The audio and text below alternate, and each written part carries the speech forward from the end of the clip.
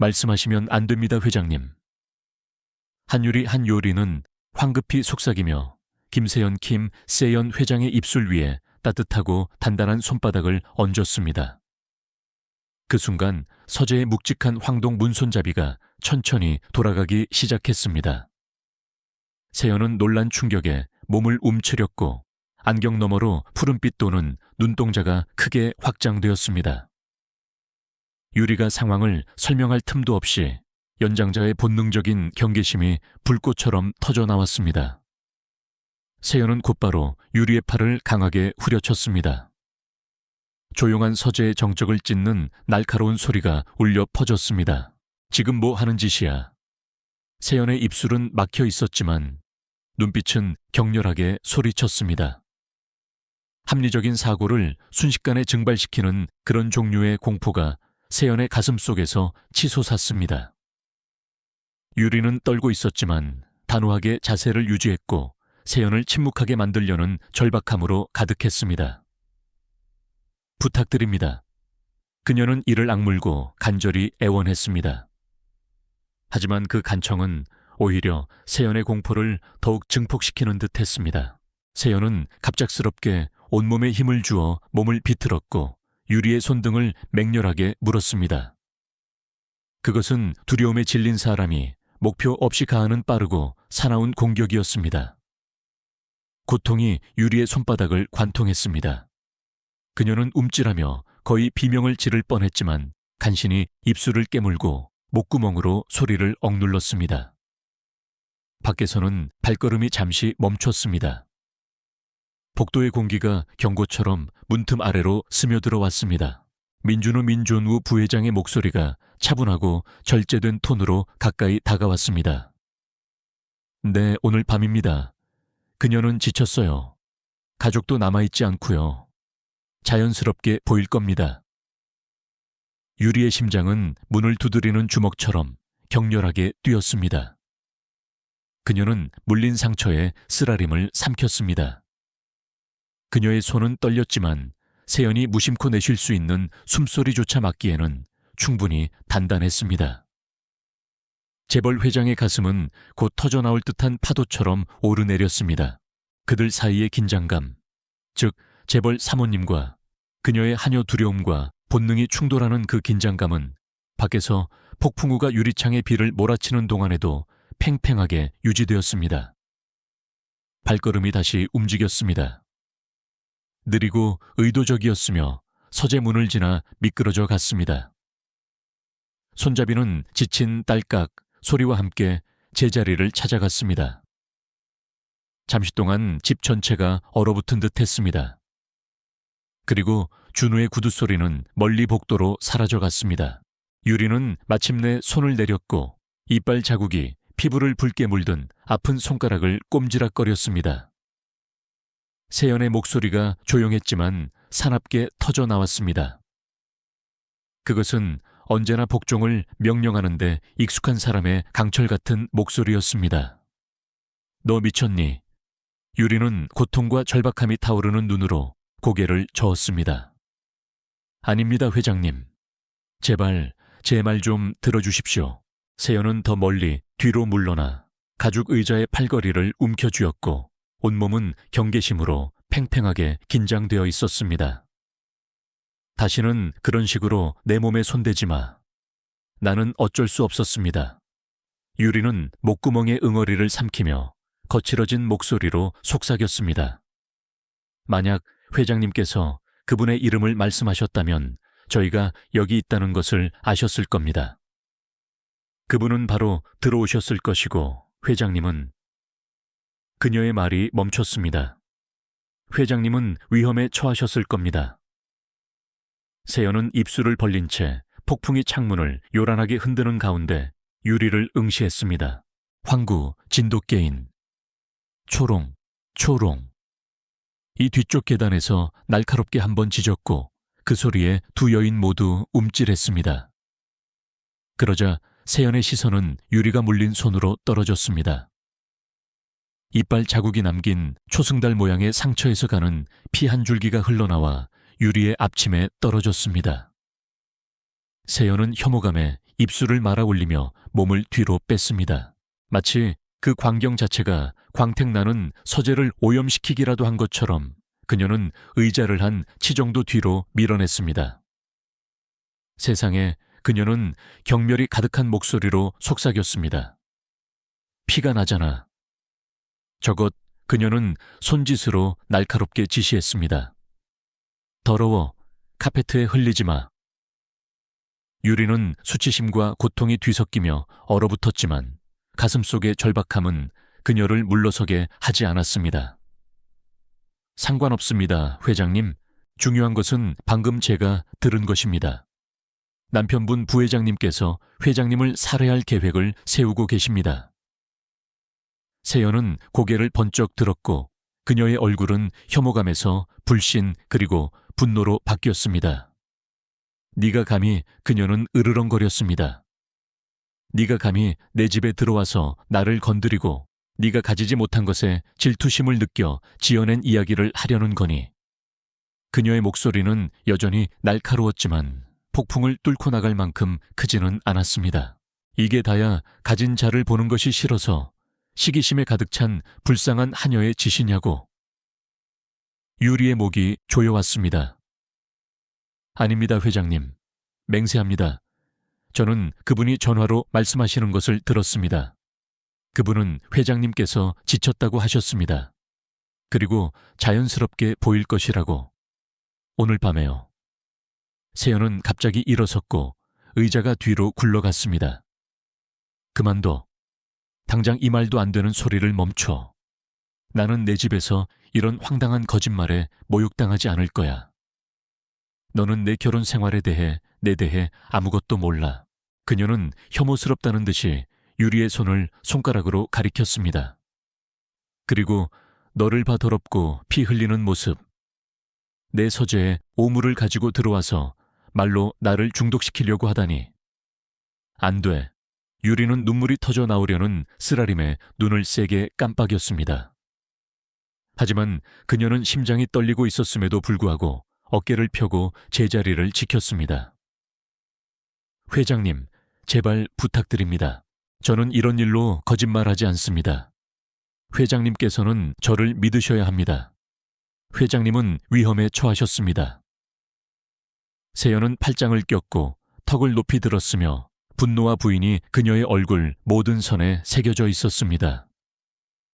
위험, 오늘 이 집안의 유일한 위험은 너 한유리야. 네가 원하는 게 뭔지는 모르겠지만 여기서 끝내야 해. 계속 이런 식이라면 아침이 오기 전에 널 해고할 거야.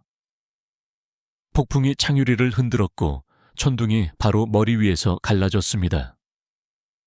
오랫동안 그들은 서로를 응시했습니다. 한 여인은 피 흘리는 손을 감싸 쥐고 자신의 말을 믿어주기를 필사적으로 바랐습니다. 다른 여인은 분노로 떨고 있었고 자신의 담장 안에서 배신을 보고 있다고 확신했습니다. 초롱은 다시 한번 이번에는 더 날카롭게 짖었고 마치 그들 중 누구도 직면하고 싶지 않은 진실을 감지한 듯 했습니다. 유리는 흔들리는 숨을 들이쉬었고 목소리는 낮았지만 단호했습니다. 저를 믿으실 필요는 없습니다, 회장님. 하지만 회장님의 생명을 위해서라도 조용히 계셔야 합니다. 세연은 아무 말도 하지 않고 주머니에서 실크 손수건을 꺼내 코에 갖다 댔습니다. 그 몸짓은 폭풍으로부터 자신을 보호하기 위한 만큼이나 유리로부터 자신을 차단하기 위함이었습니다. 그녀의 눈빛은 차갑고 평가적이었으며 유리를 보호자가 아닌 침입자처럼 응시했습니다. 밖에서는 준우의 발소리가 복돼서 희미하게 다시 들려왔고 폭풍의 무게는 더 강하게 짓눌렀습니다. 그 무겁고 깨지지 않는 침묵 속에서 유리는 세연의 생명을 위한 싸움이 이제 막 시작되었음을 알았습니다. 폭풍은 하루 종일 맹렬히 불어닥쳤고 남쪽 바다에서 어두운 구름을 몰고 와 서울 평창동을 짓눌렀습니다. 밤이 되자 비는 셔터에 일정한 씩씩거리는 소리를 내며 쏟아졌고 이웃의 모든 소나무들은 바람 아래 몸을 숙였습니다. 김세연 회장의 저택 안조명은 깜빡거렸고 앤티크 샹들리에는 체인 위에서 삐걱거렸습니다. 이 집은 날씨에 낯설지 않았습니다.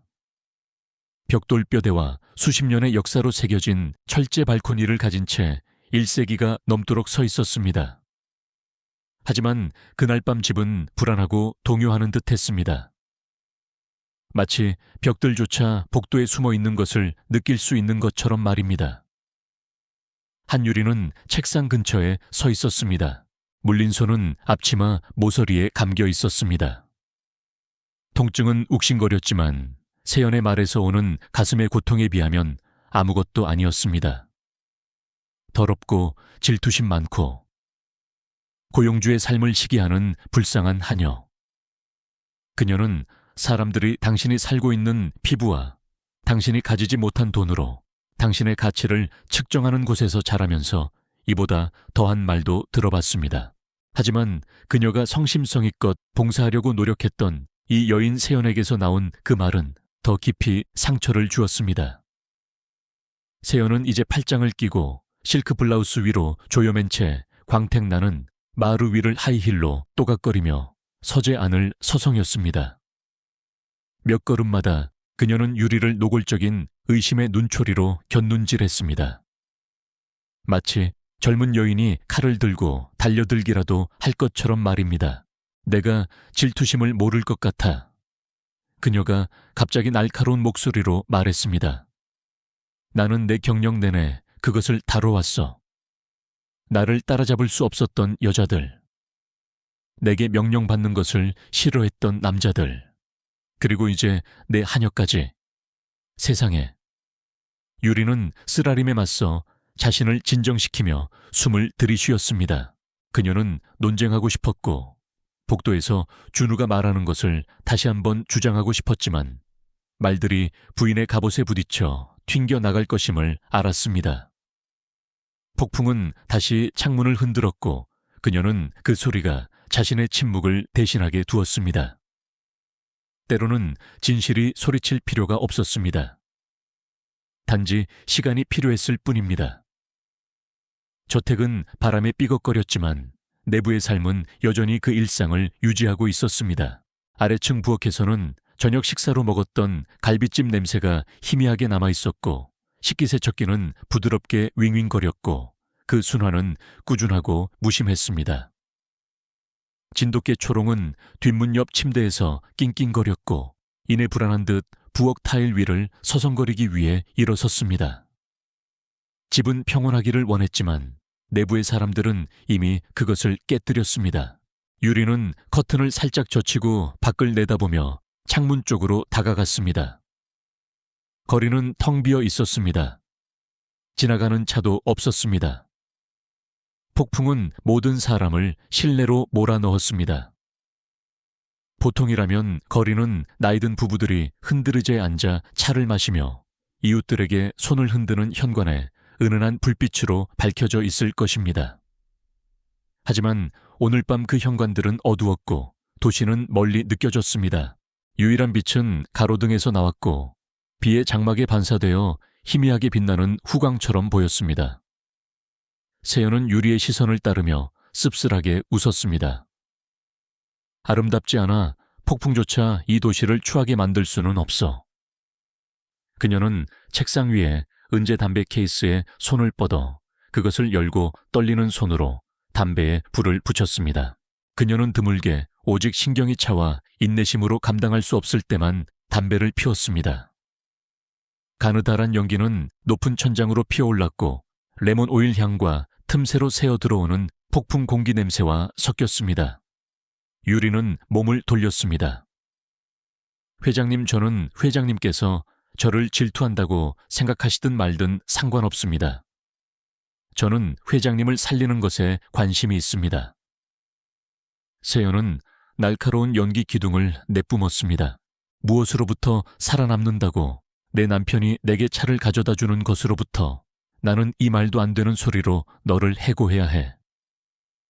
유리는 움찔했지만 시선을 피하지 않았습니다. 그러면 내일 해고하십시오.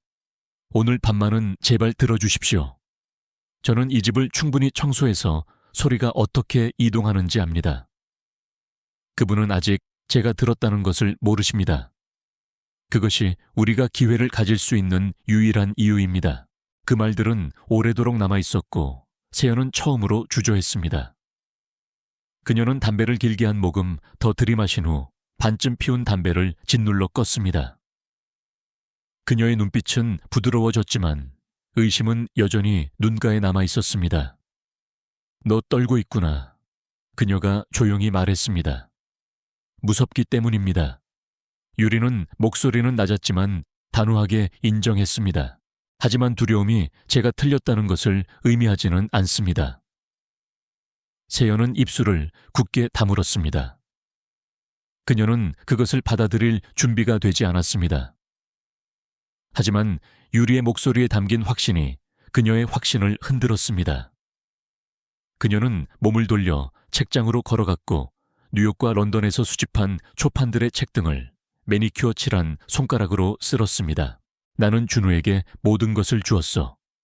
그녀는 중얼거렸습니다. 모든 안락함, 모든 기회를. 네 생각엔 그가 그것을 내던질 것 같니? 유리는 대답하고 싶었지만 세연의 목소리에 담긴 씁쓸함은 그녀에게 입을 다물라고 경고했습니다. 그녀는 책상 근처에 머물렀고 피는 앞치마 천으로 천천히 스며들고 있었습니다. 고개를 문 쪽으로 기울이고 귀 기울였습니다. 밖의 침묵은 너무나 조용했고 마치 다음 막을 기다리는 무대 같았습니다. 천둥 소리가 유리를 흔들었고 아래층에서 초롱이 다시 짖었습니다. 그 소리는 계단을 통해 서재로 울려 퍼졌습니다. 세연은 미간을 찌푸렸고 마침내 개의 불안함을 알아차렸습니다. 얘가 저렇게 짖는 법이 없는데 만약에... 그녀의 목소리는 의심에 삼켜져 흐릿해졌습니다. 그녀는 유리를 향해 돌아섰고 잠시 동안 경멸의 베일이 걷히고 더 오래되고 더 인간적인 무언가로 대체되었습니다. 두려움. 유리는 그 틈을 붙잡았습니다. 제가 회장님을 보호하게 해주세요, 제발. 저를 믿을 수 없다면 회장님의 개를 믿으십시오. 얘가 무언가 잘못되었다는 것을 알고 있습니다. 세연의 시선은 문으로 그리고 다시 유리가 물린 손으로 번쩍였습니다. 그녀는 피를 보자 다시 한번 얼굴을 찡그렸습니다. 저것 닦아. 나는 카페트에 얼룩이 지는 꼴은 못 봐. 나중에 닦겠습니다. 유리는 거의 속삭였습니다. 만약 나중에 있다면요. 그 말들은 폭풍 자체만큼이나 무겁게 방 안에 걸려 있었습니다.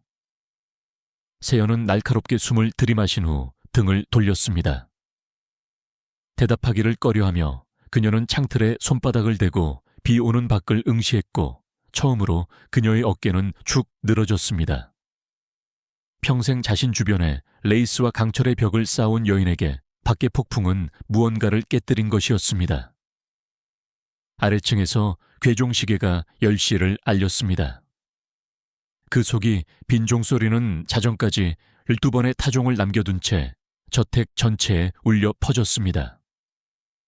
매번의 타종은 그들이 준비되었든 아니든 시간이 움직이고 있다는 것을 상기시켰습니다. 세연은 마침내 입을 열었습니다. 그녀의 목소리는 더 낮았고 더 지쳐 있었습니다. 알겠어, 한유리. 네 할 말은 다 했군. 하지만 만약 이것이 어떤 속임수 뒤틀린 계략이라는 것을 알게 되면 넌 후회하게 될 거야. 유리는 위협 속에서도 안도감이 밀려오며 고개를 끄덕였습니다. 그것이 제가 바라는 전부입니다, 회장님. 그저 기다려 보십시오. 오늘 밤이 제가 맞는지 틀리는지 증명하게 하십시오. 밖의 폭풍은 더욱 거세져 철제 발코니를 흔들었고 비는 수천 개의 주먹처럼 유리창을 때렸습니다. 안에서 저택은 다시 한번 숨을 멈췄습니다. 두 여인 세상이 다르지만 비밀 불신 그리고 서재 문 바로 너머를 배회하는 보이지 않는 위험에 의해 함께 갇혀 있었습니다. 세연은 창문에서 돌아섰고 그녀의 눈은 다시 날카로워졌지만 이제 그녀가 떨쳐낼 수 없는 의심의 그림자가 드리워 있었습니다. 내 말이 맞다면 그녀가 천천히 말했습니다. 오늘 밤 모든 것이 바뀔 거야.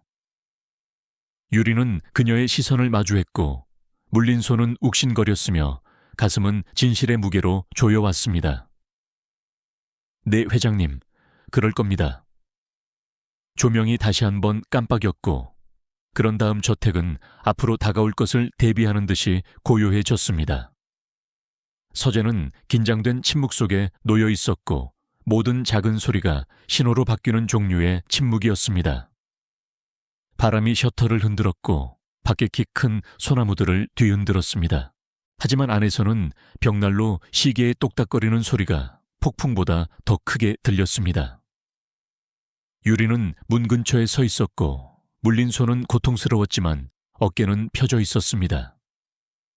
세연은 가죽 의자에 뻣뻣하게 앉아 팔짱을 낀 채 입술은 질문과 저주를 동시에 막으려는 듯 얇게 다물어져 있었습니다. 그들 사이의 침묵은 두꺼웠습니다. 그러나 그것은 공허하지 않았습니다. 그것은 판단의심 그리고 두려움에 깨지기 쉬운 시작을 담고 있었습니다. 유리는 이 침묵을 너무나 잘 알았습니다. 바깥 동네에서 자라면서 침묵은 종종 그녀의 유일한 방패였습니다. 어린 시절 그녀는 남자들이 계단에서 다툴 때, 어머니가 얇은 베개에 울음을 터뜨릴 때, 배고픔이 그녀의 배를 긁을 때 조용히 있는 법을 배웠습니다. 말은 배신할 수 있지만 침묵은 구할 수 있었습니다. 이제 이 샹들리에와 벨벳 커튼이 있는 웅장한 집에서 그 똑같은 침묵이 그녀의 배를 무겁게 짓눌렀습니다. 그녀는 다친 손을 앞침에 닦았고 카페트에 피를 흘리지 않으려 조심했습니다. 세연의 눈은 노골적인 혐오감을 담고 그 움직임을 따라갔습니다. 다른 것을 만지기 전에 저것을 소독해야 해. 그녀가 날카롭게 말했습니다. 나는 이 방에 감염을 가져오는 것을 원치 않아. 네, 회장님. 유리는 중얼거렸습니다. 그녀의 목소리는 떨렸지만 그녀는 이미 감염이 여기에 살고 있다고 복도를 배회하는 남자의 형태로 골마 터지고 있다고 말하고 싶었습니다. 하지만 그녀는 입술을 깨물었습니다. 세연은 의자에서 일어섰고 마치 갑옷을 다시 입는 것처럼 실크 블라우스를 곧게 폈습니다. 네가 여기서 일한 지 3개월이지. 맞지? 그리고 3개월 만에 네가 나보다 내 남편을 더 잘한다고 생각하는 거니 네가 그를 살인죄로 비난할 수 있다고. 그녀는 씁쓸하게 웃으며 고개를 저었습니다. 터무니없어. 유리는 숨을 들이쉬었습니다. 저는 그분을 안다고 주장하지 않습니다, 회장님. 하지만 저는 폭풍 소리처럼 선명하게 그분의 말을 들었습니다. 그분은 자연스럽게 보일 것이라고 말했습니다. 오늘 밤이 그날 밤이라고요. 그 말들은 강하게 와닿았습니다. 세연은 시선을 마주하기를 꺼려하며 창문 쪽으로 돌아섰습니다. 비는 은빛 물줄기가 되어 유리를 따라 흘러내렸고 밖에 가로등 불빛을 왜곡했습니다. 그녀는 자신을 껴안았지만 그것이 위로를 위한 것임을 결코 인정하지 않았을 것입니다. 너는 오해한 거야. 그녀가 마침내 말했습니다. 준우는 좌절했어. 우리는 어려움을 겪고 있었지. 하지만 그는 절대... 그녀는 멈췄습니다. 마지막 단어는 그녀의 목구멍에 걸렸습니다. 유리는 더 가까이 다가갔고 그녀의 목소리는 이제 더 부드러웠습니다. 그분이 모든 면에서 괴물일 필요는 없습니다, 회장님. 저는 단지 회장님께서 그분이 이 한 가지 일에 절박하다는 것을 믿어주시길 바랄 뿐입니다. 절박함은 사람을 위험하게 만듭니다. 세연은 뒤로 돌았고 그녀의 눈은 번쩍였습니다.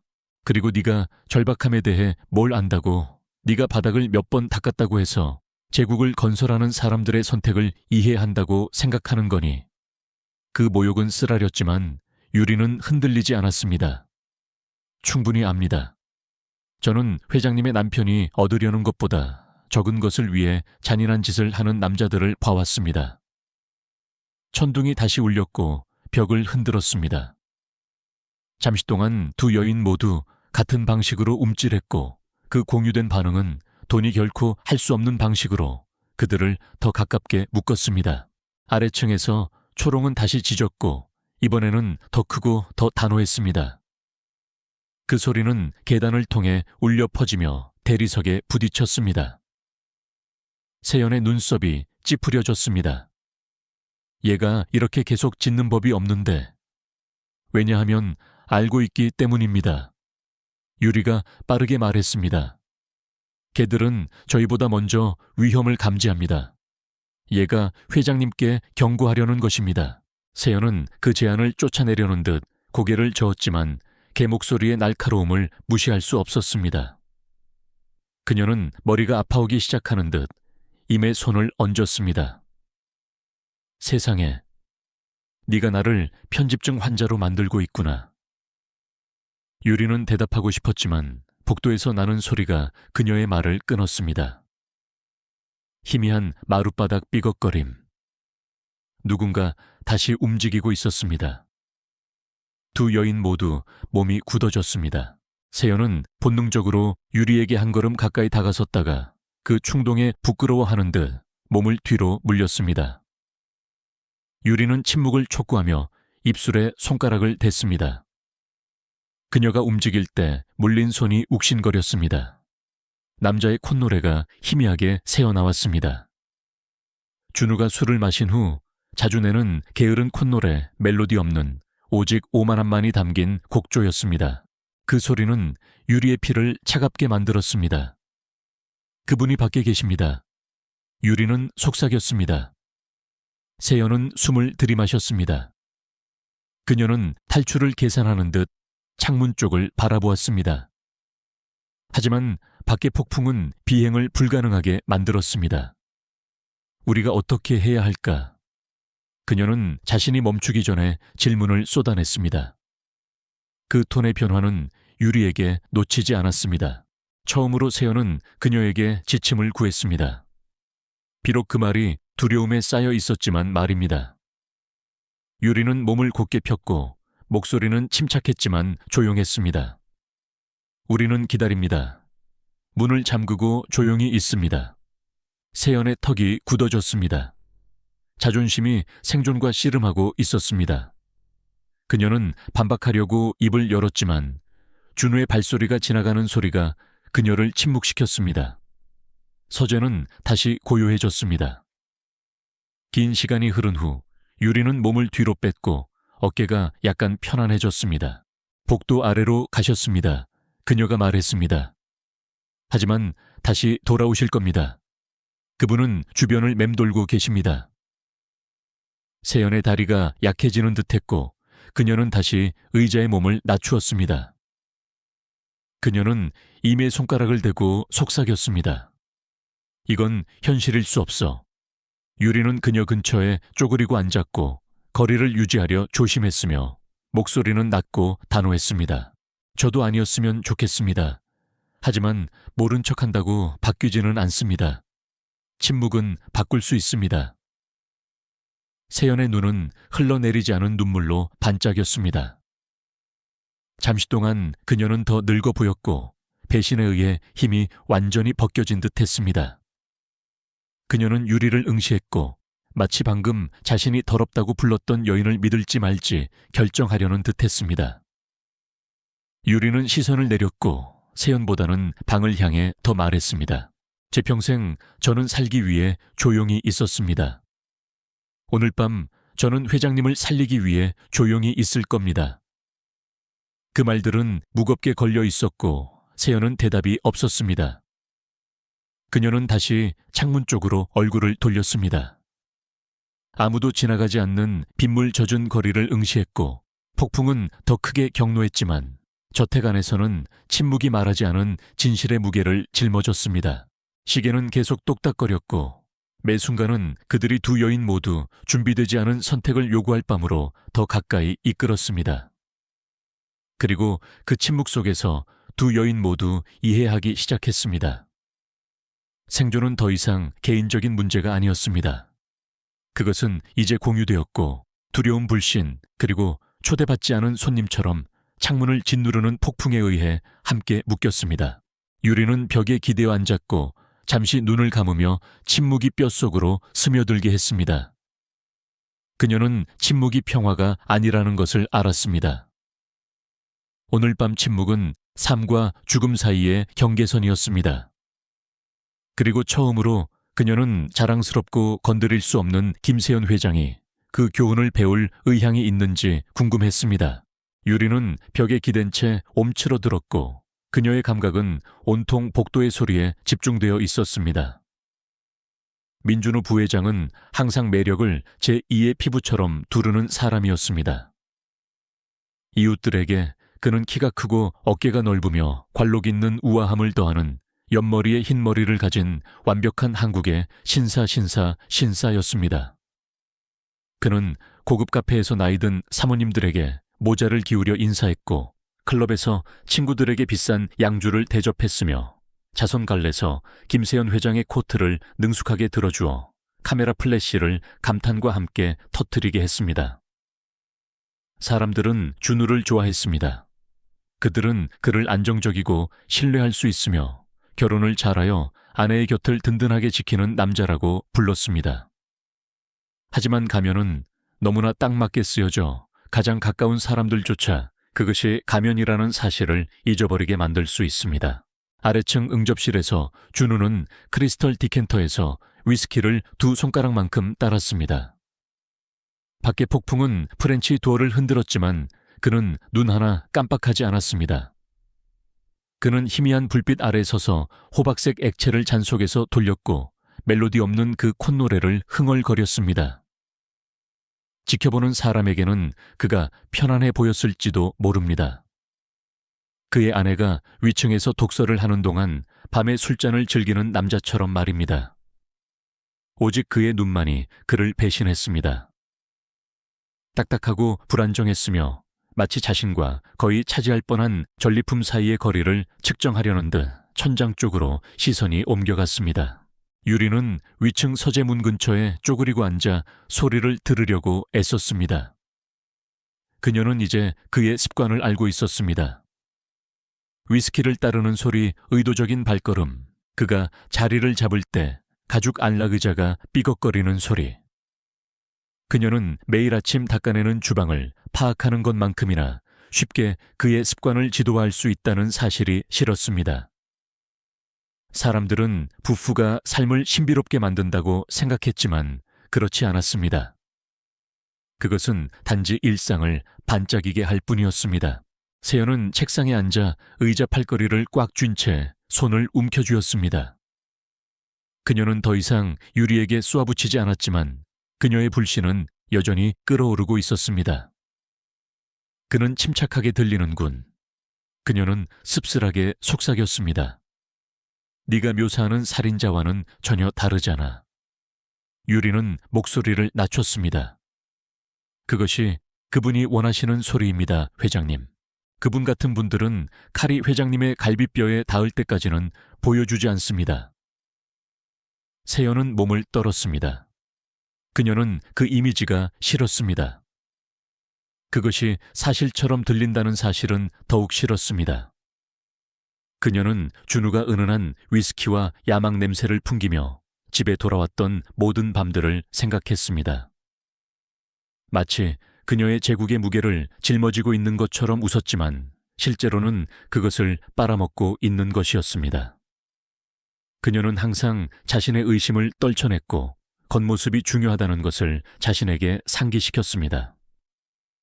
이제 그 겉모습이 거미줄처럼 그녀에게 들러붙었습니다. 준우는 잔을 비우고 단호한 쨍 소리와 함께 내려놓았습니다. 그는 일어나 응접실을 가로질러 천천히 걸었습니다. 그의 광택, 나는 구두가 마루 위에서 울려 퍼졌습니다. 그는 피아노 근처에 멈춰서서 건반을 손가락으로 무심히 건드렸고 불협화음의 하나가 경고처럼 계단을 타고 올라왔습니다. 그러고 나서 그는 조용히 웃었습니다. 그의 눈에는 결코 닿지 않는 웃음이었습니다.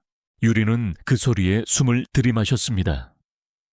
세연 역시 마찬가지였습니다. 그들의 눈이 마주쳤고 처음으로 세연은 그녀의 한여를 경멸의 눈으로 보지 않았습니다. 그녀는 그녀를 같은 폭풍에 갇힌 또 다른 인간으로 보았습니다. 두려움은 돈이 결코 할 수 없었던 방식으로 그들을 평등하게 만들었습니다. 이해가 안 돼. 세연은 떨리는 목소리로 속삭였습니다. 왜 모든 것 후에. 유리는 더 가까이 몸을 숙였고 그녀의 말은 확신으로 무거웠습니다. 왜냐하면 그분은 회장님께서 혼자라고 생각하기 때문입니다. 아이도 없고 가까운 가족도 없고 질문할 사람도 없다고요. 그분은 모든 조각이 자신에게 유리하다고 생각하십니다. 세연은 입술을 깨물었습니다. 그 사실의 진실은 너무 날카로워 무시할 수 없었습니다. 그녀는 수십 년에 걸쳐 구축한 자신의 패션 라인 뉴욕의 파트너십, 자신의 말이 법이었던 이사회 회의들을 생각했습니다. 그녀는 경쟁자 비평가 실패를 비틀고자 열심인 언론인들과 맞서 싸웠습니다. 그녀는 그들 모두로부터 살아남았습니다. 하지만 여기 그녀 자신의 집에서 그녀는 결코 준비하지 않았던 단 하나의 적과 마주했습니다. 침실에서의 배신이었습니다. 발소리가 다시 옮겨갔습니다. 준우가 계단을 오르고 있었습니다. 나무가 삐걱거리는 매 순간은 카운트다운하는 시계처럼 울려 퍼졌습니다. 세연은 일어섰고 공포가 그녀의 얼굴을 가로질렀습니다. 그가 오고 있어 그녀가 쉭쉭거렸습니다. 유리는 그녀의 팔에 조심스럽게 손을 얹었습니다. 침착하십시오. 조용히 계십시오. 만약 그분이 저희를 발견하면 제가 말씀드리겠습니다. 세연은 본능적으로 유리의 접촉에서 움츠러들었지만 뿌리치지는 않았습니다. 그녀는 침을 삼키고 마지못해 고개를 끄덕였습니다. 그녀의 자존심은 비명을 질렀지만 생존은 더 크게 속삭였습니다. 준우의 발걸음은 더 커졌고 더 가까워졌습니다. 그는 움직임을 듣는 듯 중간 계단에서 멈췄습니다. 그러고 나서 거의 무심하게 그는 여보 깨어 있어요 라고 불렀습니다. 그의 목소리는 따뜻하고 걱정스러웠으며 세상이 자신의 헌신을 믿기를 바라는 남자의 달콤한 애정으로 가득했습니다. 세연은 입을 열었고 본능이 그녀를 대답하도록 잡아당겼습니다. 유리는 그녀의 팔을 날카롭게 움켜쥐고 고개를 저었습니다. 대답하지 마십시오. 다시 침묵이 흘렀고 두껍고 억압적이었습니다. 준우는 오랫동안 머물렀고 그런 다음 계속 올라갔습니다.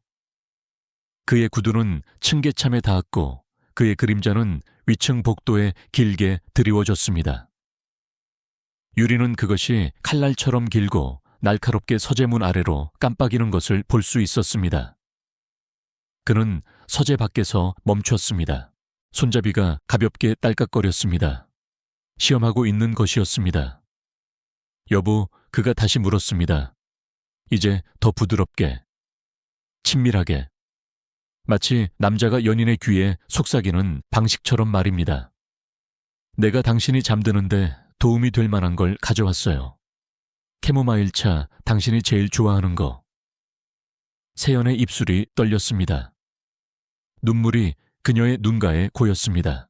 그녀는 그의 목소리의 평범한 안락함차와 걱정의 가정적인 거짓말을 너무나 믿고 싶었습니다.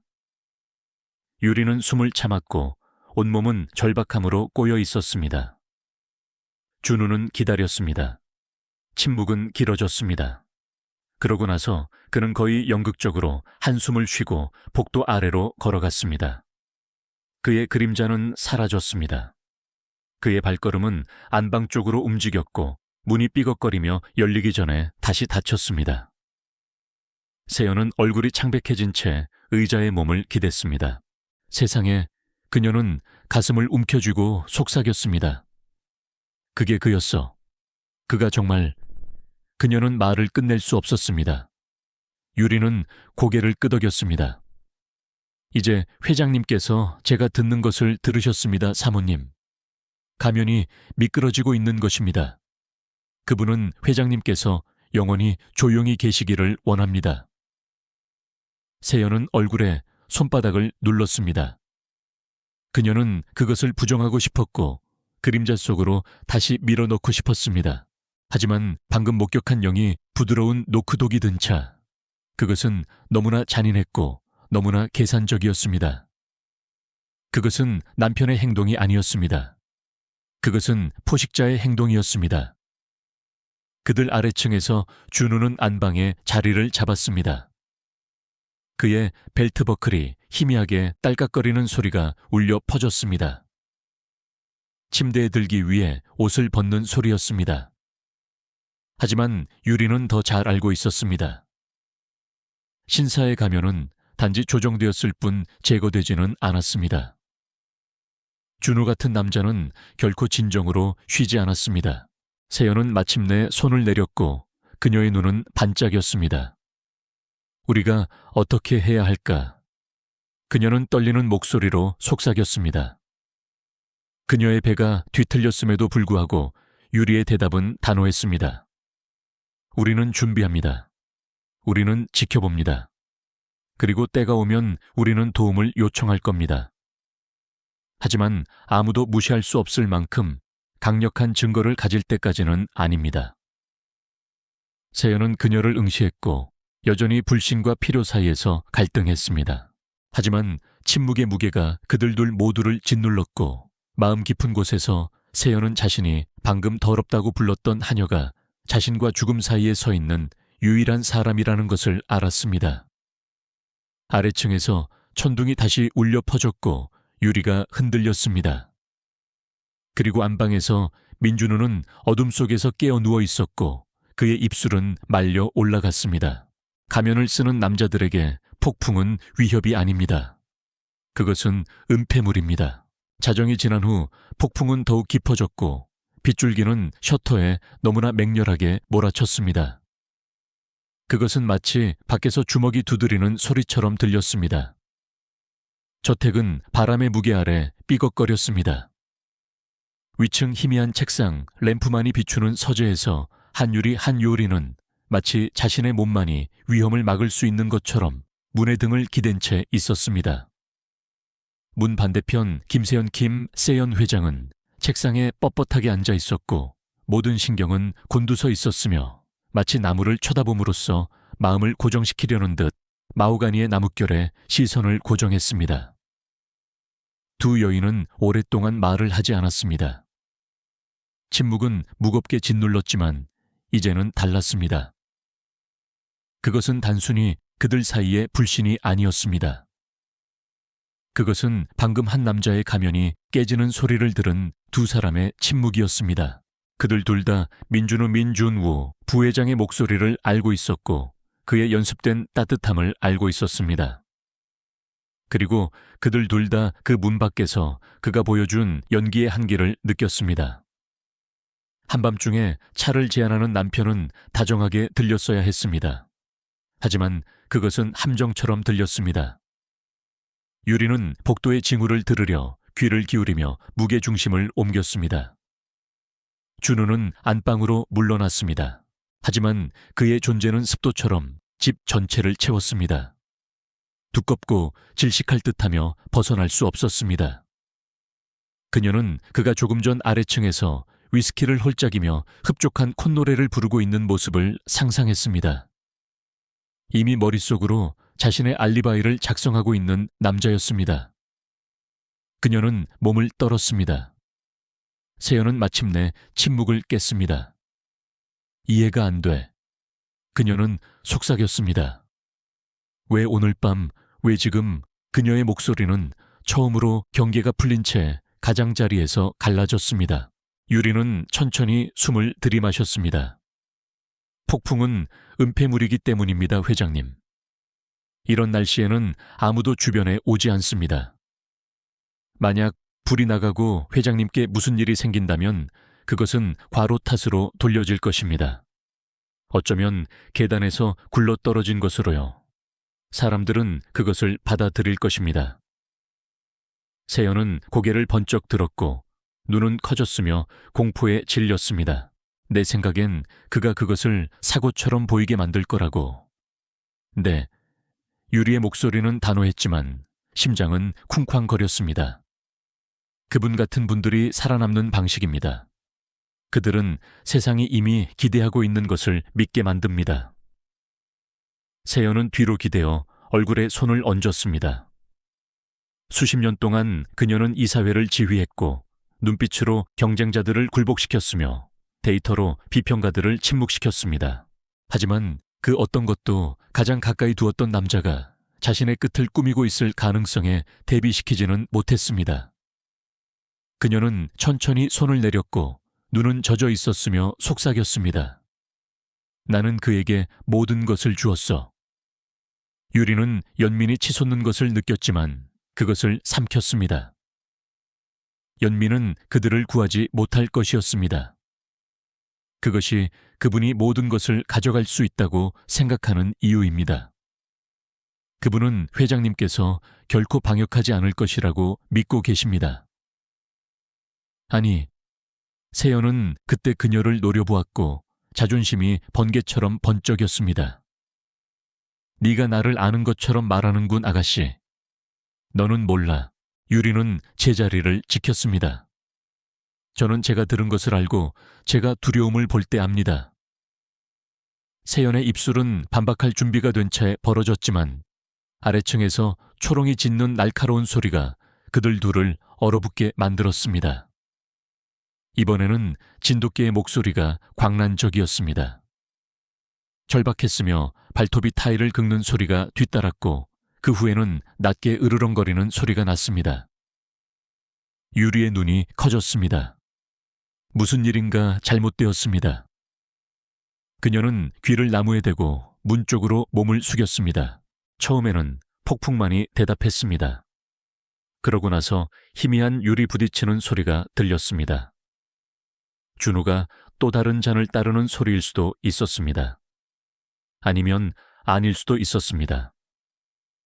그 소리는 저택에서 이상하게 울려 퍼졌고 높은 천장과 광택, 나는 바닥에 부딪혔습니다. 세연은 손을 비비며 자리에서 일어섰습니다. 나는 여기 죄수처럼 앉아 기다릴 수 없어. 그러셔야 합니다. 유리가 촉구했습니다. 그것이 그분이 회장님을 밖으로 유인하기 위해 기대하는 것입니다. 하지만 세연은 고개를 저었습니다. 내가 그가 나를 두려움으로 몰아가게 둔다면 그는 이미 이긴 거야. 나는 그렇게 살지 않을 거야. 그녀의 도전은 존경스러웠지만 무모했습니다. 유리는 그녀의 길을 막으며 그녀 앞에 나섰습니다. 제발 회장님께서 저를 믿지 않으신다는 것을 압니다. 저를 더럽고 회장님보다 못하다고 생각하십니다. 어쩌면 회장님 말이 맞을 수도 있습니다. 하지만 오늘 밤 회장님께서 그 문을 여신다면 다시는 닫지 못하실 수도 있습니다. 세연은 분노와 공포 사이에서 갈등하며 그녀를 응시했습니다. 마침내 그녀는 좌절한 비명과 함께 의자에 다시 주저앉았고 그녀의 평정심은 깨졌습니다. 그녀는 숨죽여 중얼거렸습니다. 세상에, 내가 하녀의 말을 듣고 있다니. 유리는 그 쓰라림을 무시했습니다. 중요한 것은 세연이 제자리에 머물렀다는 것이었습니다. 또 다른 소리가 떠올랐습니다. 하인들이 사용하는 뒤쪽 계단의 희미한 삐걱거림이었습니다. 유리는 몸이 굳어졌습니다. 준우는 거의 그 계단을 사용하지 않았습니다. 그것은 부엌과 옆문으로 직접 연결되어 있었고 눈에 띄지 않게 빠져나가기에 편리했습니다. 그녀의 맥박이 빨라졌습니다. 세연도 그것을 들었습니다. 그녀의 얼굴은 핏기가 가셨습니다. 그가 뭘 하는 거지? 그녀가 속삭였습니다. 유리의 마음은 출구를 확인하고 집이 봉쇄되었는지 확인하며 빠르게 움직였습니다. 그녀는 고통을 무시하며 물린 손을 앞침에 더 세게 눌렀습니다. 준비하고 계십니다. 그 생각은 세연의 심장을 차갑게 만들었습니다. 그녀는 준우를 숭배했던 모든 사회 친구들을 생각했습니다. 갈라 사진들, 낯선 사람들이 그들을 파워 커플로 존경했던 방식. 만약 그녀가 시체실에서 끝난다면 그들 중 누구도 진실을 믿지 않을 것입니다. 그녀의 입술이 떨렸습니다. 아무도 너를 믿지 않을 거야. 그녀는 공허하게 말했습니다. 그에게 맞서서 유리는 그녀 옆에 쪼그리고 앉았고 목소리는 맹렬했습니다. 그러면 우리는 증거를 모읍니다. 말만으로는 충분하지 않습니다. 우리는 그분이 부정할 수 없는 무언가가 필요합니다. 세연은 희망과 절망 사이에서 갈등하며 그녀를 깜빡였습니다. 그리고 우리가 그것을 어떻게 얻지? 유리는 책상을 흘끗 보았습니다. 세연의 전화가 충전 중인 채 놓여 있었습니다. 그것은 어둠 속에서 빛나고 있었습니다. 천천히 그녀는 그것을 집어들고 녹음 앱을 열었습니다. 빛나는 빨간 버튼은 생명줄처럼 느껴졌습니다. 그녀는 세연의 눈을 똑바로 보았습니다. 우리는 그분이 그분의 진실을 말씀하시도록 만들고 그것을 포착할 겁니다. 세연은 망설이다가 아주 희미하게 고개를 끄덕였습니다. 그것은 그들 사이에 첫 번째 진정한 동맹의 순간이었습니다. 그들은 기다렸고 귀 기울였습니다. 폭풍은 밖에서 경로했고 천둥은 유리창을 흔들었습니다. 초롱은 다시 짖었고 그런 다음 마치 밀쳐진 것처럼 깽소리를 냈습니다. 세연은 손으로 입을 막으며 숨을 들이마셨습니다. 유리의 피가 차가워졌습니다. 경계를 시험하고 있는 겁니다. 유리는 속삭였습니다. 누군가 반응하는지 보려고요. 세연의 손은 책상 모서리를 움켜쥐면서 떨렸습니다.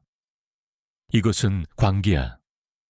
내 자신의 집에서 고백을 기다리는 것으로 내 삶이 축소되다니. 유리는 목소리를 안정시켰습니다. 죽음보다는 광기가 낫습니다. 그들은 희미한 방에 함께 앉았고 전화의 녹음기 빨간 불빛이 책상 위에서 희미하게 빛났습니다. 집안의 모든 소리가 더 날카로워졌습니다. 물바디에서 물이 떨어지는 소리, 나무가 삐걱거리는 소리, 타일에 신발이 가끔 긁히는 소리. 그리고 그 모든 것을 뚫고 준우의 콧노래가 다시 돌아왔고 연기처럼 계단을 통해 떠올랐습니다. 세연은 눈을 감고 속삭였습니다. 그는 너무 정상적으로 들려. 그것이 나를 두렵게 해. 유리는 대답하지 않았습니다. 그녀는 전화에 대한 자신의 악력을 조였고 다음에 무슨 일이 일어나든 민준우가 썼던 가면은 완전히 깨질 것이고 세상은 마침내 신사 뒤에 있는 그림자를 보게 될 것이라고 스스로에게 조용히 약속했습니다. 전화기 녹음 앱의 빨간 불빛은 깨지기 쉬운 불씨처럼 책상을 희미하게 비추었습니다. 한유리 한요리의 엄지손가락은 녹음 버튼 위에서 맴돌았고 심장은 가슴속에서 쿵쾅거렸습니다. 그녀는 이전에 위험을 감수해 본 적이 있었습니다. 관리자들이 임금을 가로채던 일자리 침묵이 동의를 의미한다고 생각했던 남자들. 하지만 이런 식은 아니었습니다. 이것은 삶과 죽음이었습니다. 그녀는 폭풍이 하늘을 가르기 전에 압력이 떨어지는 것을 느끼는 것처럼 뼛속에서 그것을 느낄 수 있었습니다. 김세연 세연 회장은 그녀 맞은편에 앉아 있었고 창백한 얼굴과 의자 팔걸이에 대고 하얗게 질린 너클을 드러내고 있었습니다. 이전의 경멸은 여전히 그녀의 눈에 남아 있었지만 이제는 두려움의 무게에 의해 금이 가고 부드러워졌습니다. 그녀의 시선은 전화기로 그리고 다시 유리에게로 번쩍였습니다. 네가 틀렸다면 그녀는 속삭였습니다. 난 널 절대 용서하지 않을 거야. 제가 틀렸다면 유리는 조용히 말했습니다. 저는 내일 떠날 것이고 회장님께서는 저를 다시는 보지 못하실 겁니다. 하지만 제가 맞다면 오늘 밤이 회장님의 숨을 유지할 수 있는 유일한 기회일 수도 있습니다. 세연은 세게 침을 삼켰습니다. 밖의 폭풍은 더욱 크게 울부짖었고 마치 손이 침입하려는 것처럼 셔터를 흔들었습니다. 잠시 동안 그들 중 누구도 말을 하지 않았습니다. 그들은 오직 폭풍 소리, 자신의 심장 박동 소리, 그리고 민준우 민준우 부회장의 부재로 인한 미묘하고 불안한 침묵에 귀 기울였습니다. 그러고 나서 소리가 들렸습니다.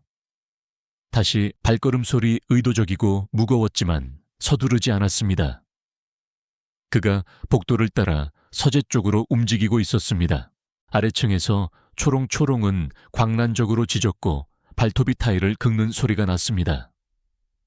날카로운 명령이 그를 침묵시켰습니다. 준우의 목소리는 낮고 단호했습니다.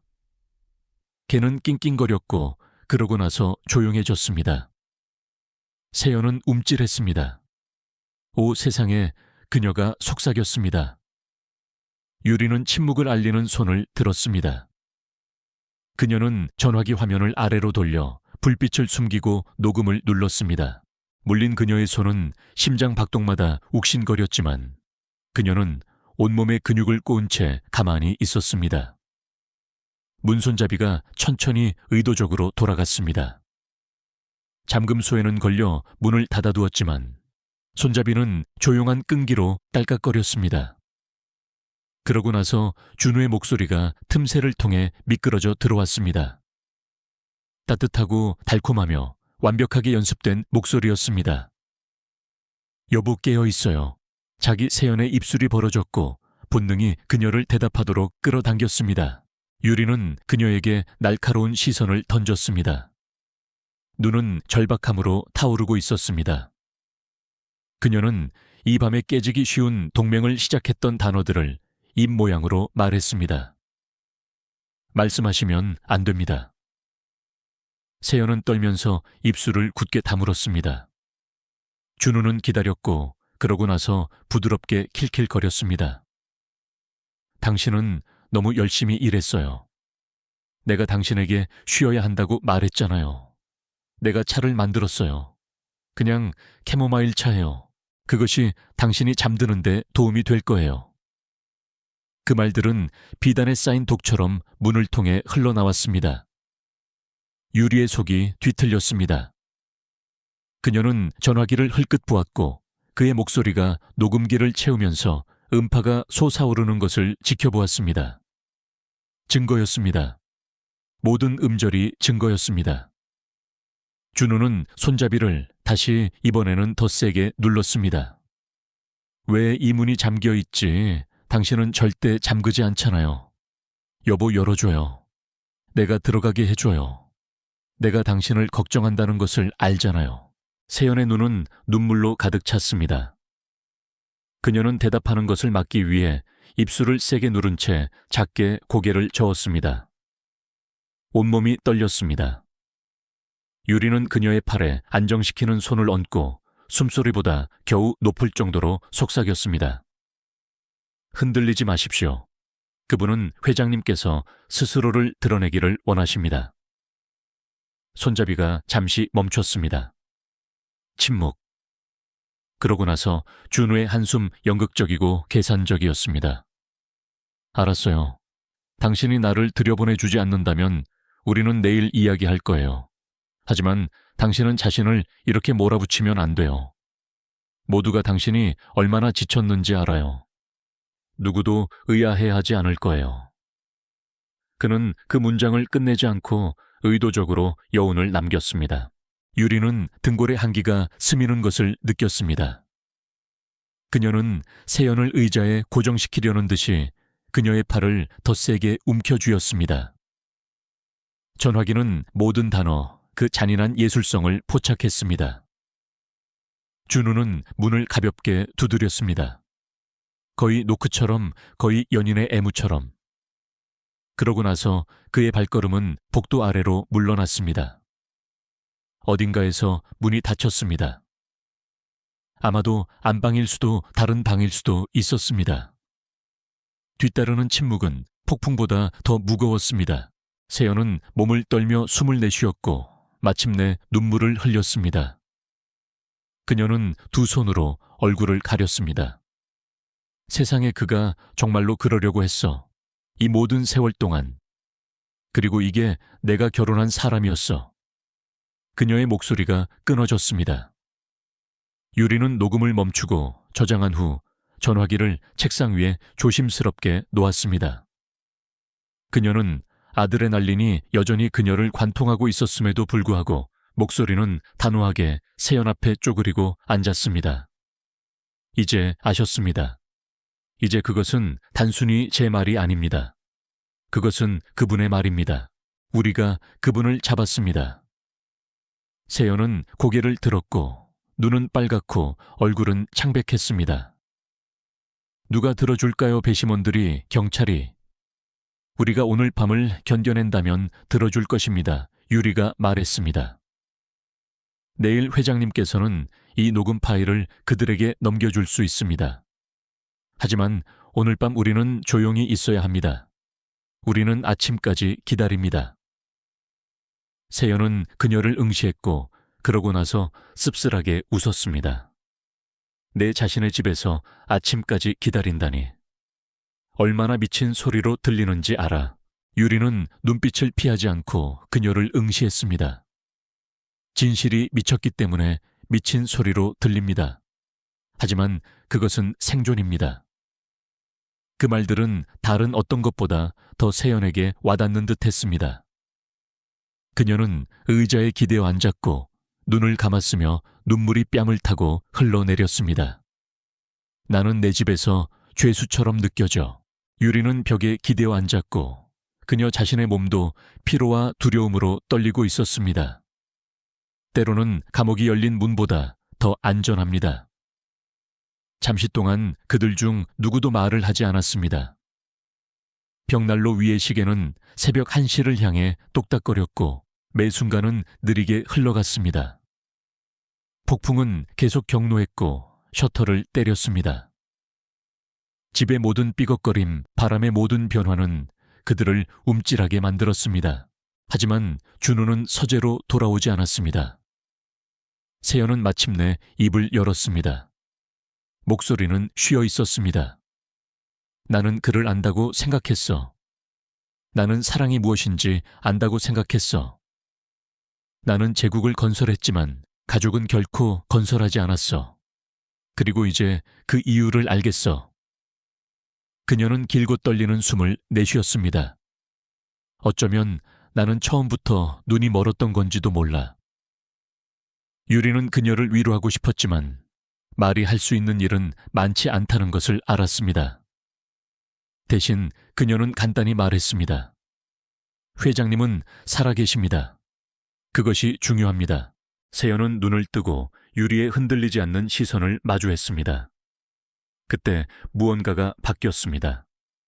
여전히 불신, 여전히 자존심이 있었지만 또한 존중의 희미한 불꽃도 있었습니다. 오늘 밤 당신이 내 생명을 구했을지도 몰라요. 그녀는 속삭였습니다. 유리는 당황하여 시선을 돌렸습니다. 우리가 나머지 밤을 견뎌낸 후에 말씀하십시오. 폭풍이 포효했습니다. 오래된 저택은 몸을 떨었습니다. 그리고 서재에서 두 여인은 침묵과 두려움에 의해 함께 묶인 채 앉아 있었고 휴대폰 속의 녹음 파일은 민준우 부회장의 신사 가면 뒤에 있는 어둠의 유일한 증거일지도 모르는 채 동이 트기를 기다렸습니다. 두려움과 의심이 뒤섞인 시간이 느리게 흘러가는 동안 한유리 한유리와 김세연 김세연 회장은 계속해서 서재의 어둠 속에 갇혀 있었습니다. 전화기 속 녹음 파일은 그들의 유일한 방패이자 무기였습니다. 민준우 부회장의 발소리는 한동안 들리지 않았지만 침묵은 오히려 그의 존재를 더 집요하게 느끼게 만들었습니다. 그들의 신경은 팽팽하게 당겨져 언제 또 다른 공포의 시도가 시작될지 알 수 없었습니다. 세연은 창백한 얼굴로 유리를 응시했습니다. 우리가 증거를 가졌다고 해도 그가 계속 우리를 몰아붙일 수 있다는 것이 믿기지 않아. 그녀의 목소리에는 이제 자존심 대신 절망감이 섞여 있었습니다. 그분은 회장님께서 항복하시기를 기다리고 계십니다. 유리는 단호하게 대답했습니다. 그분께서는 저희가 여기서 밤새도록 버틸 수 없을 것이라고 확신하고 계십니다. 체력전입니다, 회장님. 그때 복도에서 다시 한번 발소리가 들려왔습니다. 이번에는 더 가깝고 날카로운 소리였습니다. 이전처럼 부드러운 콧노래는 없었습니다. 대신 문에 대고 금속이 긁히는 듯한 소리가 희미하게 들려왔습니다. 세연은 공포에 질려 눈을 크게 떴습니다. 뭐지? 그가 뭘 하는 거지? 유리는 즉시 몸을 문에 더 세게 밀착시키고 귀를 기울였습니다.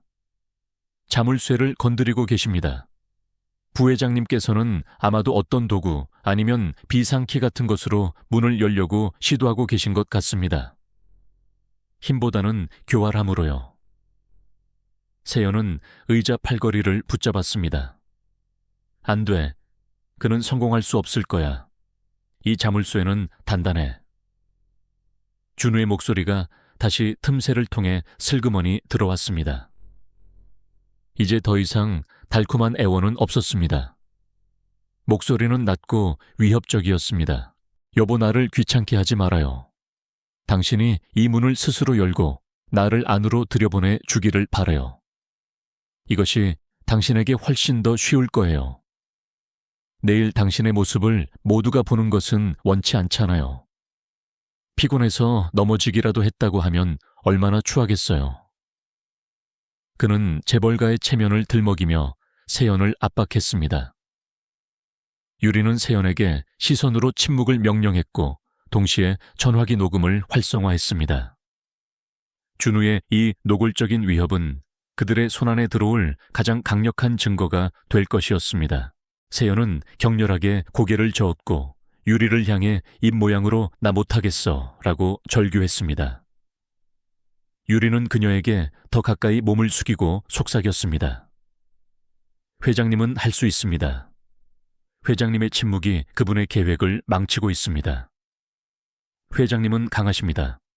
이 상황을 통해 그분께서는 회장님께서 정신적으로 약하다는 것을 증명하려고 하십니다. 회장님께서는 그 기회를 주시면 안 됩니다. 잠시 후 금속 긁는 소리가 멈췄습니다.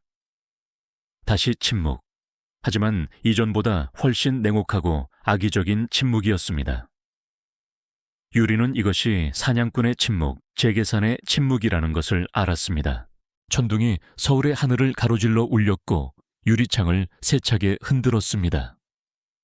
준우의 발소리가 다시 복돼서 멀어졌습니다. 느리고 여유로웠습니다. 그는 그들에게 자신이 시간이 많다는 것을 알리는 듯 했습니다. 초롱의 낑낑거리는 소리가 아래층에서 다시 들려왔지만 이번에는 절규가 아니라 지친 울음소리였습니다. 세연은 마침내 그 압박감에 무너져 의자에 깊숙이 몸을 파묻고 흐느꼈습니다. 그는 나를 고립시키려고 해. 모든 것을. 내 명예, 내 회사, 내 주변의 모든 것을. 차라리 죽는 게 낫겠어.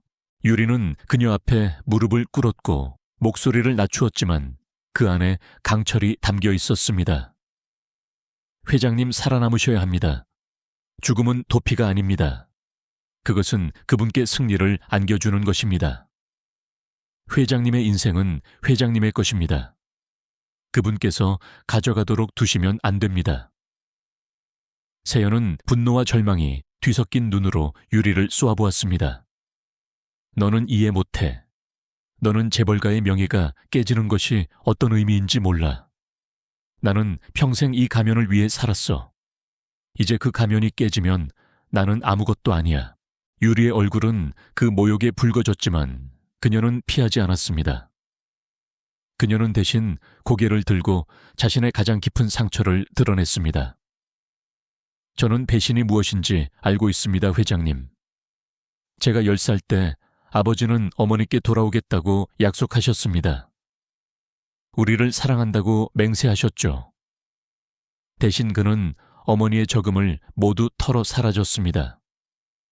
어머니께서는 진실보다 침묵이 더 안전하다고 믿으시다가 돌아가셨습니다. 어머니의 삶은 침묵 때문에 파괴되었습니다.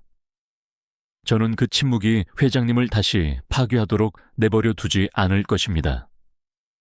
저는 그 거짓말 때문에 또 다른 여인이 죽는 것을 보지 않을 것입니다. 세연은 얼어붙었습니다. 그녀의 숨이 막혔습니다. 밖의 폭풍이 그녀 뒤에서 유리창을 흔들었지만 방 자체는 고요해졌습니다. 그녀는 유리를 응시했고 그녀의 자존심은 다른 여인의 냉혹한 진실 앞에서 서서히 녹아내렸습니다. 나는 이것을 어떻게 헤쳐나가야 할지 모르겠어.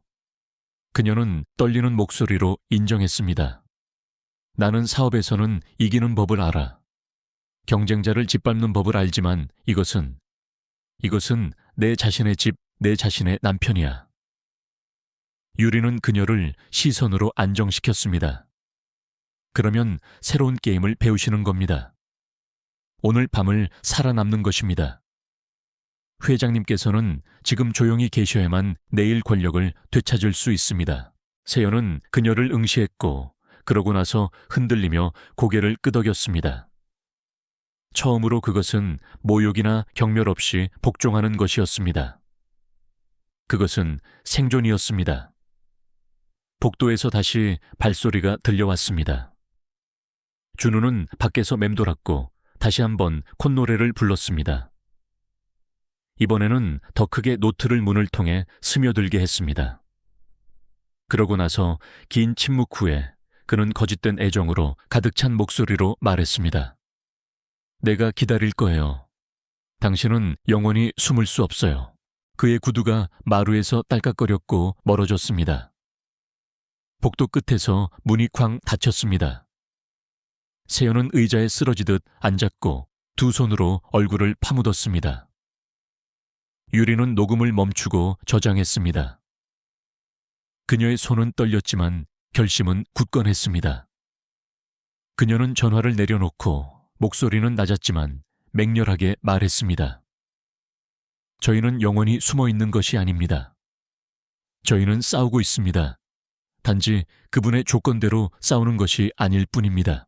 세연은 창백하고 눈물에 젖은 얼굴을 들었습니다. 그녀의 입술은 떨렸지만 그녀는 속삭였습니다. 그럼 내가 무엇을 해야 할지 말해줘. 밖의 폭풍은 울부짖었습니다. 저택은 떨렸습니다.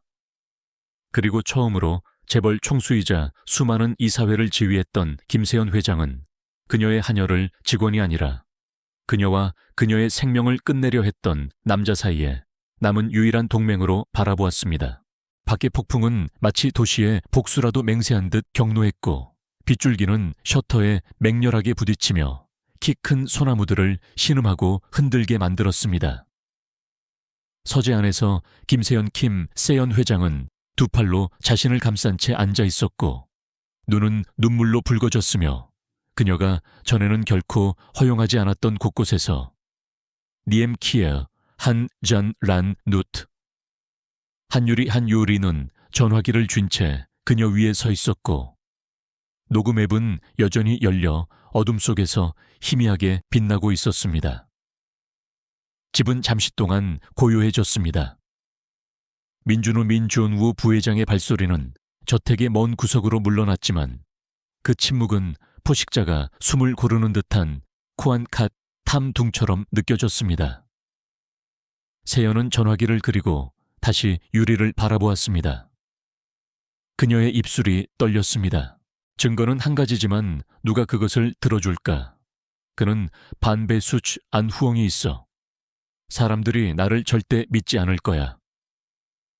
유리의 엄지손가락은 녹음 버튼 위에서 맴돌았지만 이번에는 아니었습니다. 그녀는 조용한 단호함으로 비우투옥마우 엑산 라차를 두드렸습니다. 믿어야만 하는 누군가입니다. 17211이 소칸찹. 세연의 숨이 막혔습니다. 안 돼.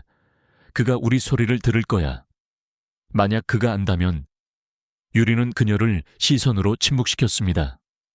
그녀의 목소리는 꾸준한 속삭임이었습니다. 속삭입니다. 저희는 부와 주 말할 겁니다. 그들이 티오 두아이 추옷 고이을 할 것입니다. 물린 그녀의 손은 전화를 걸 때 떨렸습니다.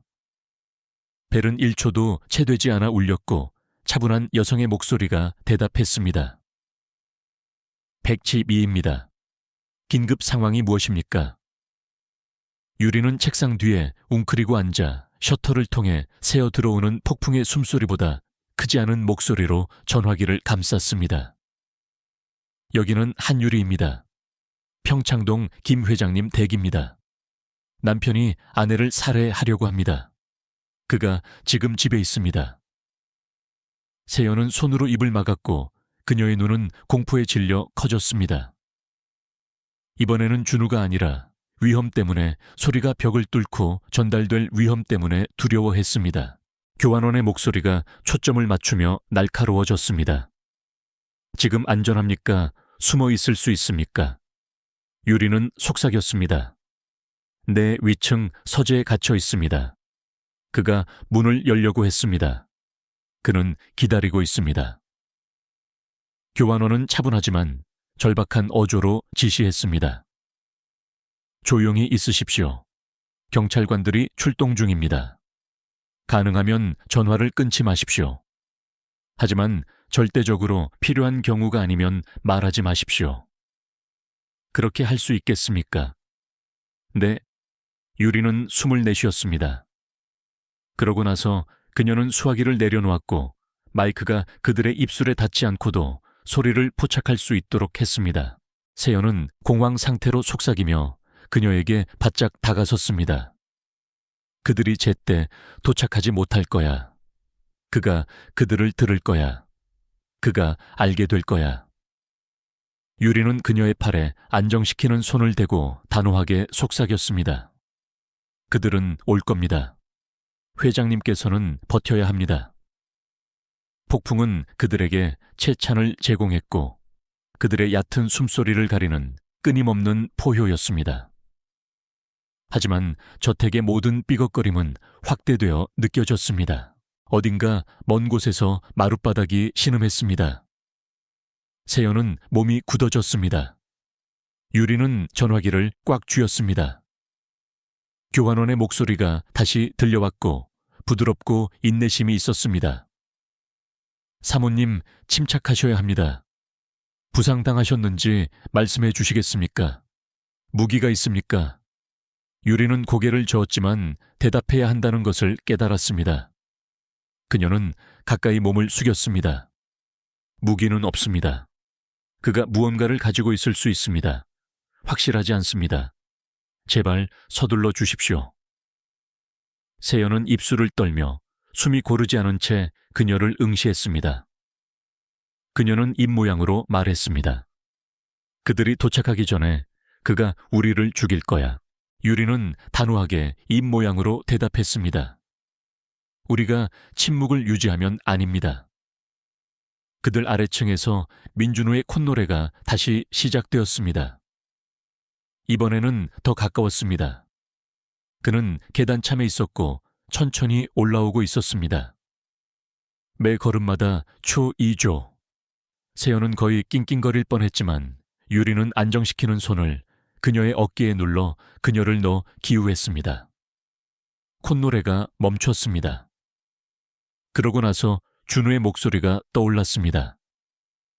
비네시퉁, 티로 추엔 마치 벽에 대고 말하는 것처럼. 차를 버렸어요.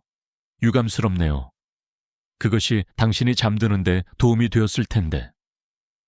하지만 어쩌면 당신은 이미 너무 멀리 갔는지도 모르죠. 어쩌면 당신은 더 이상 자기 자신이 아닌 건지도 모르고요. 세연의 몸은 격렬하게 떨렸습니다. 교환원의 목소리가 전화기를 통해 속삭였습니다. 그가 맞습니까? 대답하지 마십시오. 경찰관들이 가깝습니다. 유리의 심장이 쿵쾅거렸습니다. 매 순간이 못 조이처럼 느껴졌습니다. 그녀는 몇 년 전 어머니의 목소리를 기억했습니다. 폐를 채우렴 얘야. 폐가 비면 나쁜 결정을 내리게 된단다. 그녀는 깊고 안정적인 숨을 들이마셨습니다. 준우는 위층 계단참에 도착했습니다. 그의 발소리는 복도를 가로질러 정확히 서재 밖에서 멈췄습니다. 손잡이가 덜컹거렸지만 잠금소에는 단단히 붙잡고 있었습니다. 그러고 나서 긴 침묵이 흘렀고 오직 폭풍만이 그것을 깨뜨렸습니다. 세연의 손은 유리의 손으로 미끄러져 들어왔고 아플 정도로 꽉 쥐었습니다. 한때 그녀의 TFX 우출 경멸했던 여인에게 그 몸짓은 많은 것을 말해 주었습니다. 유리는 꽉 쥐어 응답하며 조용히 약속했습니다. 제가 그를 통과시키지 않을 것입니다. 교환원이 다시 속삭였습니다. 차분하고 인내심이 있었습니다. 해첸 누이와의 전 차츠 추 푸트. 저와 함께 계십시오. 준우의 그림자가 문 아래로 길게 드리워졌습니다. 그는 거기에 머물렀고 침묵했습니다. 그러고 나서 그는 부드럽게 말했습니다. 놋, 조, 주오즈, 못, 트롱루아. 당신은 그 안에 안전하다고 생각하죠. 세연 그렇지 않아요. 당신은 수타트로부터 결코 안전하지 않을 거예요. 전화기는 그 모든 것을 녹음했습니다. 세연은 소매에 대고 조용히 흐느꼈지만 그 소리는 천둥에 삼켜졌습니다. 유리는 침묵을 촉구하며 입술에 손가락을 눌렀습니다. 마침내 준우는 멀어졌습니다. 그의 발걸음은 복도 아래로 사라졌고 느리고 절제되었으며 그가 서두르지 않는다는 것을 그들이 알기를 바라는 남자였습니다. 그에게는 밤새도록 시간이 있었습니다. 서재는 긴장된 고요함에 빠졌습니다. 교환원의 목소리가 다시 들려왔습니다. 차분하고 안정적이었습니다. 순찰대가 회장님 댁거리에 있습니다. 숨어 계십시오. 경찰관들이 신분을 밝힐 때까지 문을 열지 마십시오. 이해하셨습니까? 유리는 속삭였습니다. 네, 저희는 이해했습니다. 세연은 의자에 쓰러지듯 앉았고 이제 눈물이 자유롭게 흘러내렸습니다. 그녀는 두 손으로 얼굴을 파묻고 폭풍 속으로 속삭였습니다. 오 세상에, 그가 먼저 오기 전에 그들이 도착하게 해주세요. 유리는 쪼그리고 앉아 있었고 전화기를 가까이 누른 채 서재문 너머의 모든 소리에 귀 기울였습니다. 밖의 폭풍은 도시를 굴복시키고 있었습니다. 하지만 이 저택 안에서 촌보 닷수는 그림자 속에 숨어 있었고 구옥맛 nguo이 총을 쓰고 있었습니다. 그들이 할 수 있는 것은 오직 침묵에 매달리고 서로에게 매달리고 비비 전화선 반대편의 목소리라는 가늘고라치 탓거리는 생명줄에 매달리는 것뿐이었습니다. 폭풍은 여전히 서울 평창동을 세차게 몰아치고 있었지만 시트를 뚫고 들어오는 빗줄기 사이로 파란색과 빨간색의 첫 번째 깜빡임이 감지되었습니다. 그것은 멀리서 번개처럼 희미하지만 틀림없이 서재의 커튼에 비쳤습니다. 김세연 김세연 회장은 안도감과 두려움이 뒤섞인 목소리로 숨 막히게 속삭이며 창틀을 붙잡고 몸을 일으켰습니다. 그들이 왔어. 그녀가 떨리는 목소리로 속삭였습니다. 하나님 감사합니다. 그들이 왔어. 한유리 한요리는 문 옆 자신의 위치에서 움직이지 않았습니다. 물리고 부어오른 그녀의 손은 여전히 전화기를 단단히 누르고 있었고 녹음앱은 희미하게 빛나고 있었습니다. 그녀는 너무 일찍 안심하는 것이 위험하다는 것을 잘 알고 있었습니다. 조용히 하십시오. 그녀는 단호하게 속삭였습니다. 그분은 아직 모르십니다. 만약 그분이 사이렌 소리를 먼저 들으신다면 계획을 바꾸실 겁니다.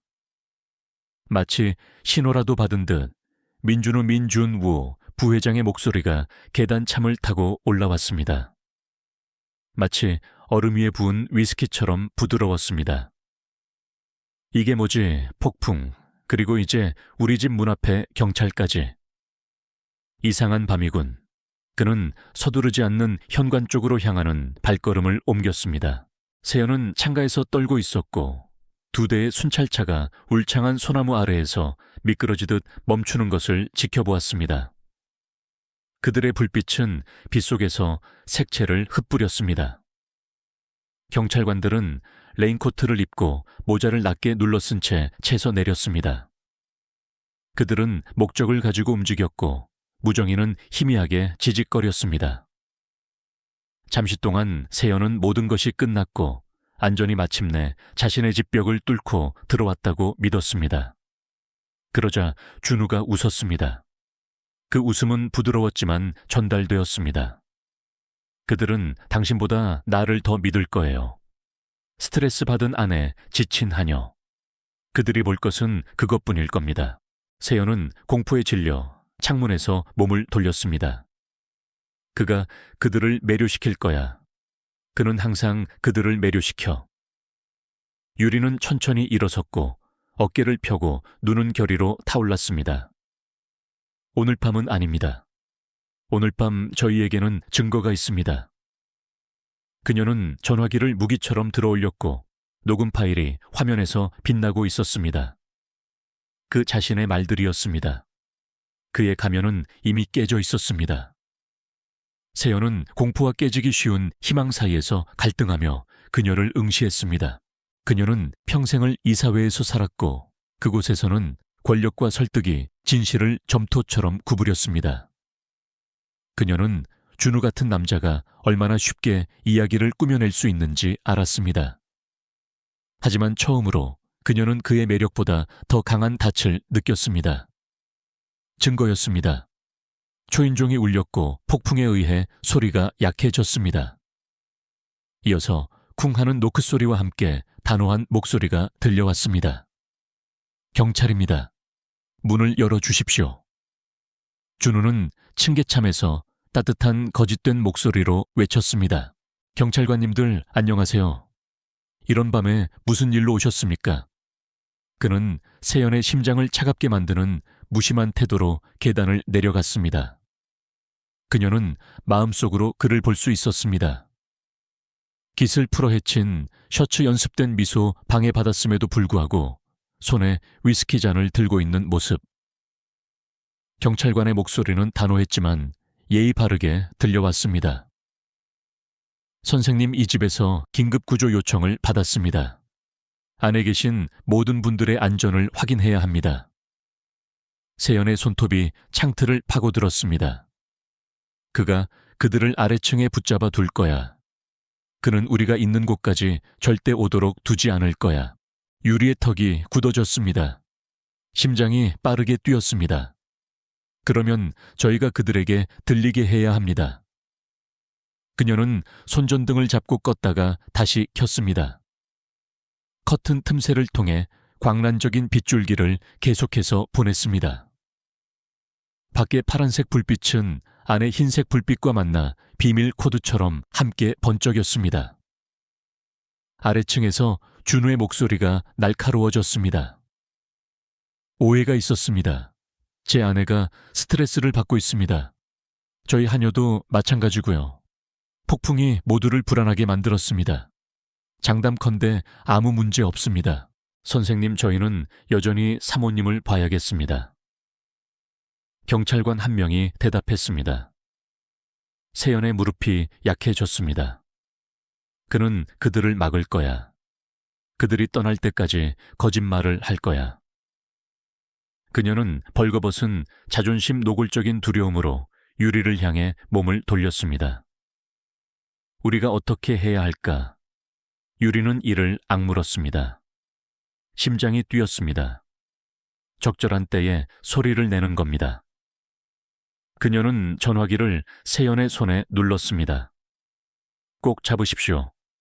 그들이 위층으로 올라오면 녹음 파일을 재생하십시오. 망설이지 마십시오. 세연은 그 장치를 다이너마이트처럼 응시했습니다. 그녀는 떨며 고개를 끄덕였습니다. 아래층에서 대화는 긴장되었습니다. 준우의 목소리는 여전히 예의 바르지만 단호하게 높아졌습니다. 제가 괜찮다고 말했습니다. 그녀는 잠자고 있습니다. 저는 이 시간에 당신들이 제 집에 들이닥치는 것을 원치 않습니다.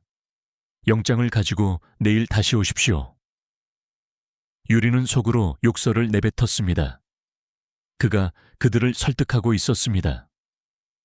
그녀는 경찰관들의 목소리에서 망설임을 들을 수 있었고 전문적인 인내심이 철수 쪽으로 기울고 있었습니다. 그때 초롱이 크게 필사적으로 짖었습니다. 주방에서 나오는 날것의 간청이었습니다. 개의 발톱이 타일을 맹렬하게 긁는 소리가 났고 이어서 날카로운 낑낑거리는 소리가 났습니다. 세연은 가슴에 전화기를 움켜쥐고 숨을 들이마셨습니다. 그가 또 그를 해치고 있어 경찰관들이 반응했습니다. 선생님, 우리는 지금 진입해야 합니다. 준우의 가면이 깨졌습니다. 그의 목소리는 비단을 잃었습니다. 나가, 그 말은 집 전체에 울려 퍼졌고 단 한순간에 그의 매력을 걷어낸 추하고 날것의 소리였습니다. 유리는 기회를 잡았습니다. 그녀는 세연의 손을 잡고 문 쪽으로 당겼습니다. 지금입니다. 그녀가 속삭였습니다. 이제 그들이 들을 겁니다. 세연의 눈은 공포에 질려 커졌습니다. 만약 우리가 문을 열면 열지 않습니다. 우리는 소리칠 겁니다.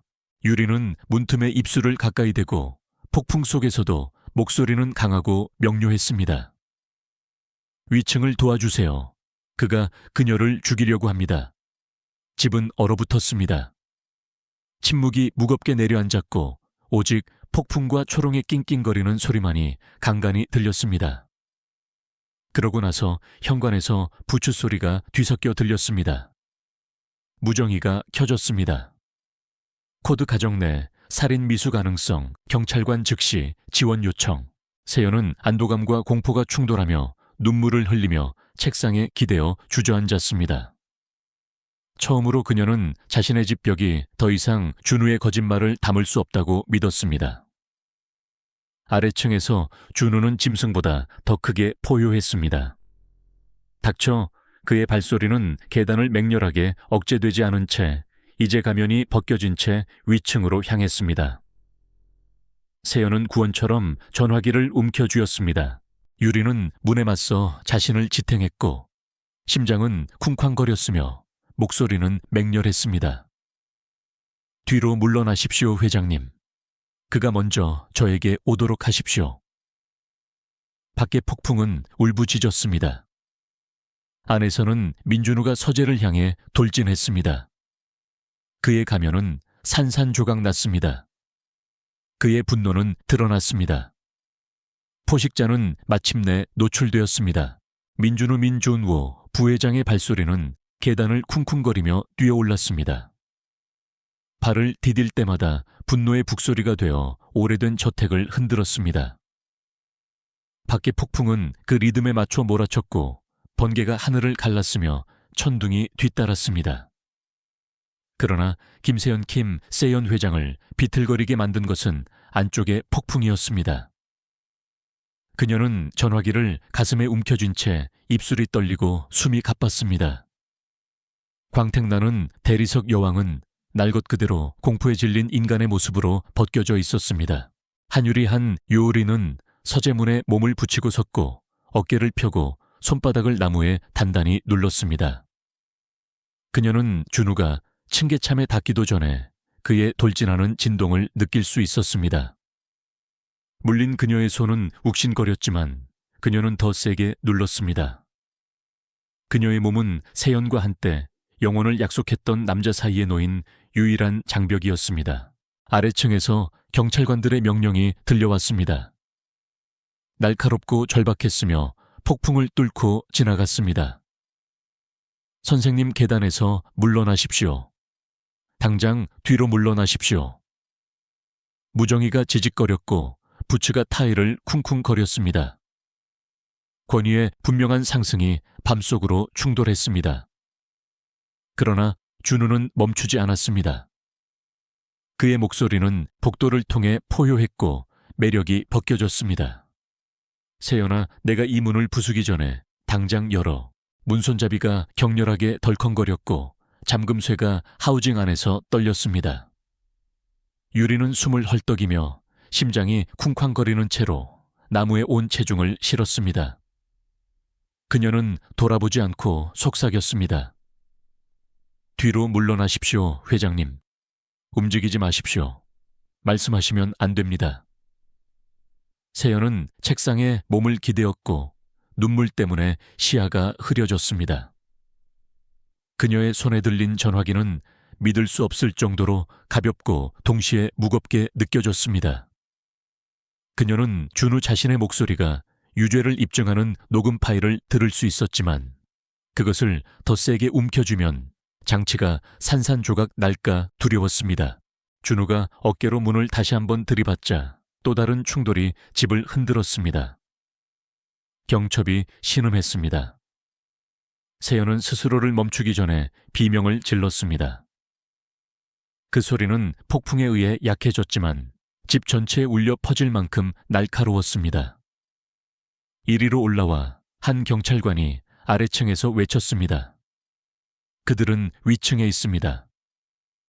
준우는 독처럼 단어들을 내뱉으며 격렬하게 저주했습니다. 그는 문을 다시 들이받았고 잠금쇠가 찢어지며 금속이 긁히는 소리가 났습니다. 유리는 이를 악물고 더 세게 눌렀습니다. 그녀의 온몸은 절박한 반항의 벽이었습니다. 엎드리십시오.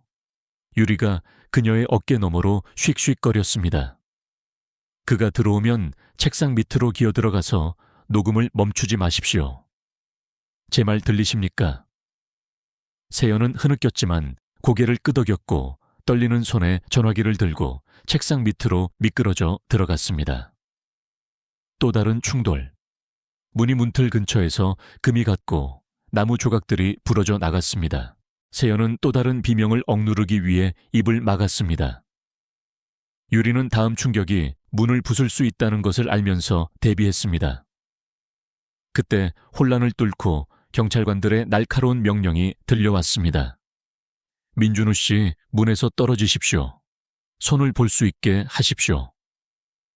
처음으로 준우는 주저했습니다. 그의 숨소리는 틈새를 통해 거칠고 맹렬하게 새어나왔습니다. 그녀는 히스테리입니다. 그가 고함을 질렀습니다. 그녀는 무슨 말을 하는지 모릅니다. 폭풍 때문입니다. 긴장 때문입니다.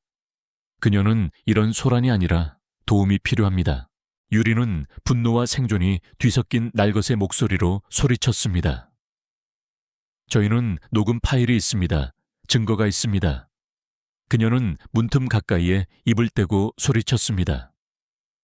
그녀가 볼 수 없는 제복을 향해 목소리를 겨냥했습니다. 그가 그녀를 죽이겠다고 말했습니다. 이 전화기에 전부 녹음되어 있습니다. 잠시 동안 침묵이 뒤따랐습니다. 그러고 나서 경찰관의 목소리가 강철처럼 날카로워졌습니다. 선생님, 당장 물러나십시오. 저희가 진입합니다. 준우는 으르렁거렸습니다. 그 소리에 세연은 책상 밑에서 더욱 움츠러들었습니다. 거짓말입니다. 그녀는 하녀입니다. 나를 내 아내에게서 멀어지게 하려는 질투심 많은 하녀일 뿐입니다. 유리는 손바닥으로 문을 내리치며 더 크게 소리쳤습니다. 그렇다면 왜 그가 우리를 부수려고 할 때 우리는 여기 갇혀 있습니까? 스스로에게 물어보십시오.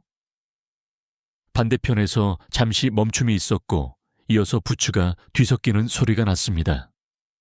나무에 금속이 부딪히는 소리였습니다. 진입, 경찰관이 명령했습니다. 다음 순간 힘이 폭발했습니다. 문이 배터링 램에 부딪혀 흔들렸습니다. 준우는 다시 저주하며 한 걸음 물러섰습니다. 또 다른 충격나무가 갈라지고 잠금쇠가 찢어졌습니다. 문이 안쪽으로 터져 들어왔고 유리는 바닥에 나동그라졌습니다. 비에 젖은 제복들이 복도로 밀려 들어왔습니다. 손전등이 어둠을 갈랐습니다.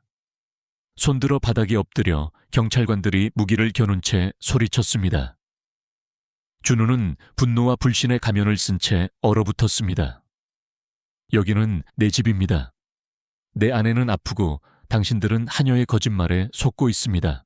세연은 떨고 있었지만 단호하게 책상 밑에서 기어 나왔습니다. 그녀의 머리카락은 땀에 젖어 있었고 눈은 거칠었지만 맹렬했습니다. 그녀는 전화기를 높이 들고 목소리는 갈라졌지만 컸습니다. 그가 나를 죽이려고 했습니다. 여기에 있어요. 그가 말한 모든 것이 이 전화기에 있습니다. 손전등 불빛이 그녀를 향해 쏠렸습니다. 한 경찰관이 재빨리 그녀 옆으로 다가가 팔을 붙잡았습니다. 사모님, 다친 곳은 없으십니까? 세연은 격렬하게 고개를 저으며 전화기를 그들에게 내밀었습니다. 가져가세요, 가져가세요. 여기에 그의 목소리, 그의 계획이 있습니다. 증거입니다. 준우는 앞으로 달려들었고 손을 뻗었습니다. 내 것입니다. 그녀는 망상입니다. 불빛이 그를 고정시켰습니다. 뒤로 물러나십시오. 경찰관이 소리쳤습니다. 당장. 잠시 동안 준우는 주저했고 가면이 그의 얼굴로 다시 경련하듯 돌아왔습니다. 그는 미소를 지으려 했고 수년간 이사회와 자선 갈라를 속였던 그런 종류의 미소였습니다. 신사분들 오해입니다. 제 아내는 오늘 밤 연약합니다. 그녀는 지쳤고 과로했습니다. 그녀가 얼마나 히스테릭한지 보실 수 있을 겁니다. 저 하녀가 그녀의 머릿속을 헛소리로 채웠습니다. 세연의 목소리는 폭풍을 꿰뚫었습니다. 맹렬하게. 나를 연약하다고 부르는 것을 멈춰요. 나를 히스테릭하다고 부르는 것을 멈춰요. 당신은 내가 죽기를 원했어, 준호. 그리고 이제 모두가 그것을 알아. 유리는 바닥에서 천천히 일어섰습니다. 몸은 떨렸지만 목소리는 단호했습니다. 전화를 확인하십시오. 그분의 말을 듣지 마십시오. 그분 자신의 말을 들으십시오. 경찰관들은 날카로운 눈빛을 교환했습니다. 그들 중 한 명이 세연에게서 조심스럽게 장치를 받아 화면을 눌렀습니다. 준우의 목소리가 복도를 채웠습니다. 처음에는 부드럽게 문틈으로 회유하며 그러다가 도끼와 분노로 미끄러졌습니다. 아무도 의아해하지 않을 거예요. 자연스럽게 보일 거예요. 그 소리는 무겁고 부정할 수 없게 걸려 있었습니다. 준우의 얼굴이 창백해졌고 가면이 무너졌습니다. 그것은 맥락에서 벗어난 것입니다. 그가 말을 더듬었습니다.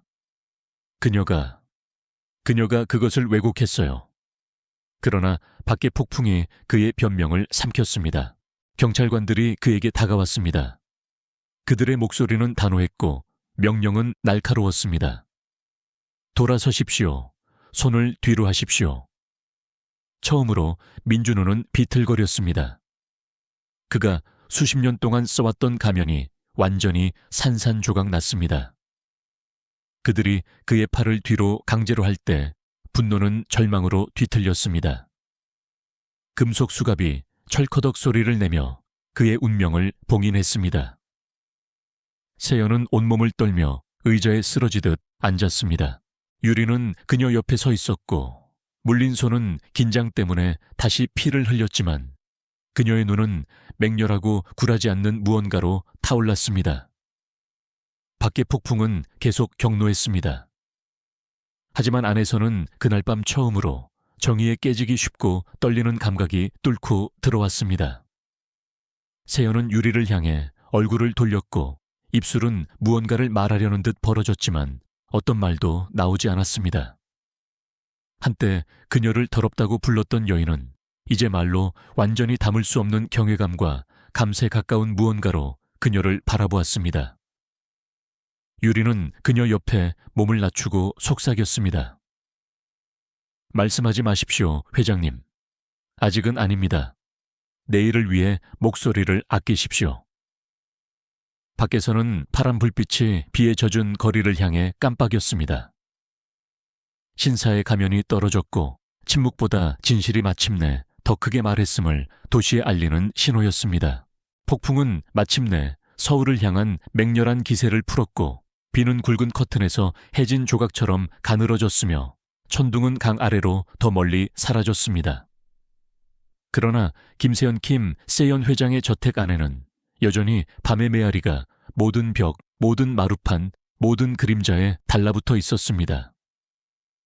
파란색과 빨간색 불빛은 높은 창문을 통해 새어 들어왔고 벨벳 커튼과 앤티크 그림자 위로 섬광을 뿌렸습니다. 한때 권력과 자존심을 투사했던 집은 이제 범죄 현장처럼 보였고 그 웅장함은 비상등에 거친 맥박에 의해 벗겨져 있었습니다. 세연은 서재 의자에 앉아 있었습니다. 실크 블라우스는 구겨졌고 머리는 땀에 젖었으며 눈은 공허했지만 깜빡이지 않았습니다. 그녀는 민준우 민존우가 수갑을 찬 채 계단 아래로 끌려 내려간 이후로 움직이지 않았습니다. 그의 항의와 거짓말은 밖의 폭풍에 삼켜졌습니다. 성인이 된 이후 처음으로 사업가 사교계 인사 자신이 들어서는 모든 방의 여왕이었던 세연은 작고 연약하게 보였습니다. 그러나 떨림 아래에는 강철처럼 시거 모양을 잡아가는 더 단단한 무언가가 자리 잡기 시작했습니다. 한유리 한 요리는 문 근처에 서 있었고 몸은 피로로 무거웠습니다. 그녀의 손에 물린 상처는 싸움 중에 다시 터져 앞침에 피를 줄지어 그었지만 그녀는 그것을 무시했습니다. 그녀는 평생 동안 고통을 무시하며 살아왔습니다. 중요한 것은 그들이 살아있다는 것이었습니다. 여전히 그녀의 가슴은 밤의 무게로 인해 아팠습니다. 그녀의 심장은 느려지지 않았고 그녀는 몇 시간 동안은 그러지 않을 것임을 알았습니다. 키가 큰 경찰관이 레인코트를 입고 메모장을 손에 든 채 서재로 들어섰습니다. 김 회장님, 한유리 씨 괜찮으시다면 오늘 밤 진술이 필요합니다. 세연은 움직였고 그녀의 눈은 그를 향해 번쩍였습니다. 그녀의 목소리는 쉬었지만 습관적으로 단호했습니다. 말씀해 드리겠습니다. 하지만 먼저 그녀는 떨리는 손으로 유리를 가리켰습니다. 이 하녀를 보살펴 주십시오. 피를 흘리고 있습니다. 유리는 놀라서 눈을 깜빡였습니다. 몇 시간 동안 그녀는 침입자 성가신 존재로 취급받았습니다. 이제 세연이 경찰에게 한 첫마디는 그녀의 제국이나 평판 혹은 남편에 대한 것이 아니었습니다. 그것은 폭풍이 격노하는 동안 문을 닫아 걸고 버텨준 하녀에 대한 것이었습니다. 저는 괜찮습니다. 유리는 고개를 저으며 중얼거렸습니다. 그러나 경찰관은 이미 복돼서 서성이는 구급대원에게 신호를 보내고 있었습니다. 네이비 재킷을 입은 여성이 응급처치 키트를 들고 앞으로 나섰습니다. 세연은 다리의 힘이 거의 풀린 채 불안정하게 일어섰습니다. 그녀는 몸을 지탱하기 위해 책상에 손을 뻗었습니다. 한유리, 그녀는 거의 자신의 혀로 이름을 처음 시험해 보는 것처럼 부드럽게 말했습니다. 그들이 당신을 돕게 하세요. 유리의 목이 조여왔지만 구급대원이 그녀 옆에 무릎을 꿇고 상처를 닦을 때 마지못해 앉았습니다. 알코올은 물린 상처를 태웠지만 그녀는 거의 움찔하지 않았습니다. 그 고통은 밤의 혼란에 비해 멀리 떨어져 있었습니다.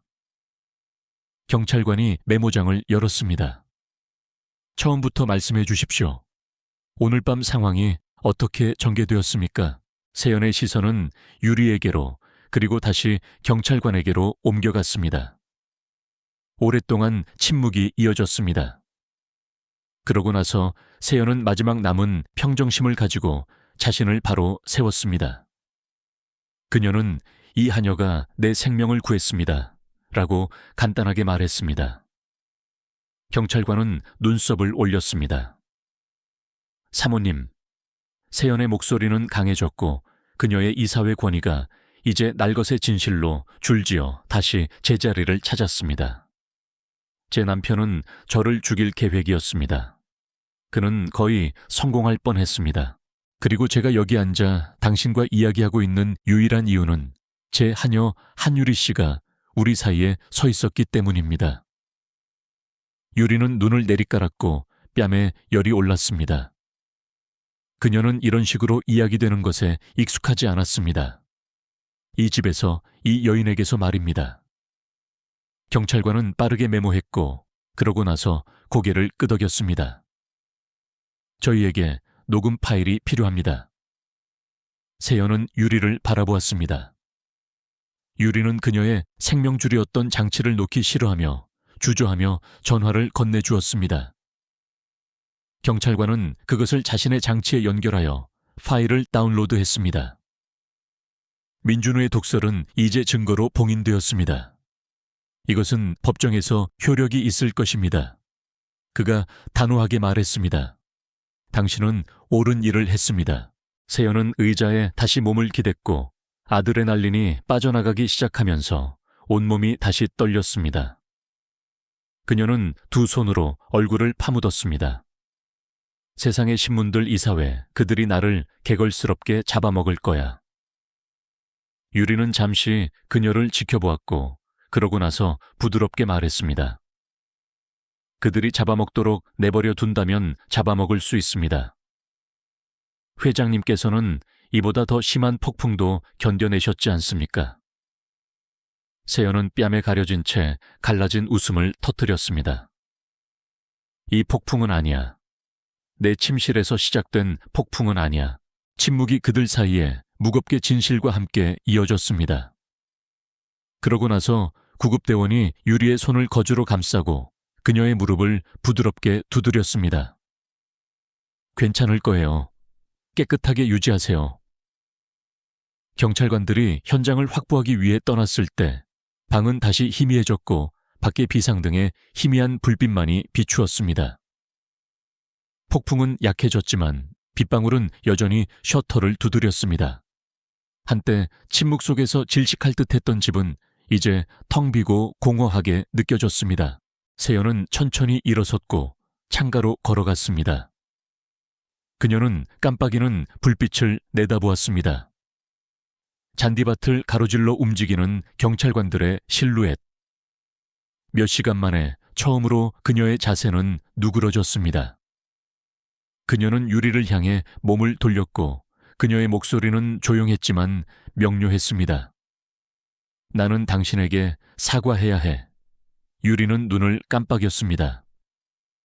회장님, 세연은 손을 들어 그녀를 침묵시켰습니다. 나는 당신을 더럽다고 불렀어.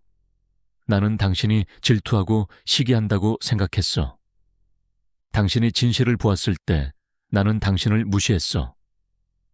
그리고 당신이 나를 구하려고 했을 때 나는 당신을 때렸어. 그녀의 눈은 유리가 밴드 붙인 손으로 떨어졌고 수치심이 그녀의 얼굴을 어둡게 했습니다. 그리고 당신은 여전히 내 곁을 지켰어. 나는 그 이유를 이해하지 못하겠어. 유리는 움직였고 가슴이 조여왔습니다. 그녀는 어머니를 생각했습니다. 자신이 투명 인간이었던 집들을 청소하며 보냈던 세월을 생각했습니다. 그녀는 침묵과 그것이 얼마나 자주 자신에게 강요되었는지를 생각했습니다. 저는 무시당하는 것이 어떤 느낌인지 알았기 때문입니다. 그녀는 조용히 말했습니다. 저는 다른 사람이 침묵 때문에 죽도록 내버려 두지 않을 작정이었습니다. 세연의 입술이 떨렸습니다. 오랫동안 그녀는 말할 수 없었습니다. 그러고 나서 그녀는 천천히 고개를 끄덕였습니다. 당신은 내가 알았던 것보다 강해. 나보다 강해. 유리는 고개를 저었습니다. 아닙니다, 회장님. 단지 다를 뿐입니다. 그 말들은 깨지기 쉬우면서도 진실되게 공중에 걸려 있었습니다. 밖에서 폭풍은 마침내 완전히 꺾였고 비는 안개로 변했고 하늘은 새벽이 다가오면서 희미하게 밝아졌습니다. 경찰관들은 머물렀고 증거는 확보될 것이며 민준호는 저택 대신 감방에서 아침을 맞이할 것이었습니다. 세연은 다시 창문으로 돌아섰고 그녀의 목소리는 거의 속삭임에 가까웠습니다. 이제 어떻게 되는 거지? 유리는 일어섰고 몸은 아팠고 심장은 여전히 쿵쾅거렸지만 안정적이었습니다. 이제 회장님께서는 법정에서 신문에서 그분의 가면이 진짜라고 말하려고 했던 모든 곳에서 싸우시는 겁니다. 그리고 이번에는 혼자 싸우는 것이 아닙니다. 세연은 놀라 유리를 바라보았습니다. 처음으로 그녀는 하녀가 아니라 동맹 어쩌면 더 위험한 무언가, 즉 진실을 보았고 침묵하기를 거부했던 증인을 보았습니다. 그리고 그 순간 새벽이 서울 위로 번지기 시작하면서 두 여인은 밤이 그들을 영원히 변화시켰다는 것을 이해했습니다. 폭풍은 그들을 벌거벗겼고 침묵의 폐허 속에서 깨지기 쉽지만 깨지지 않는 동맹이 만들어졌습니다.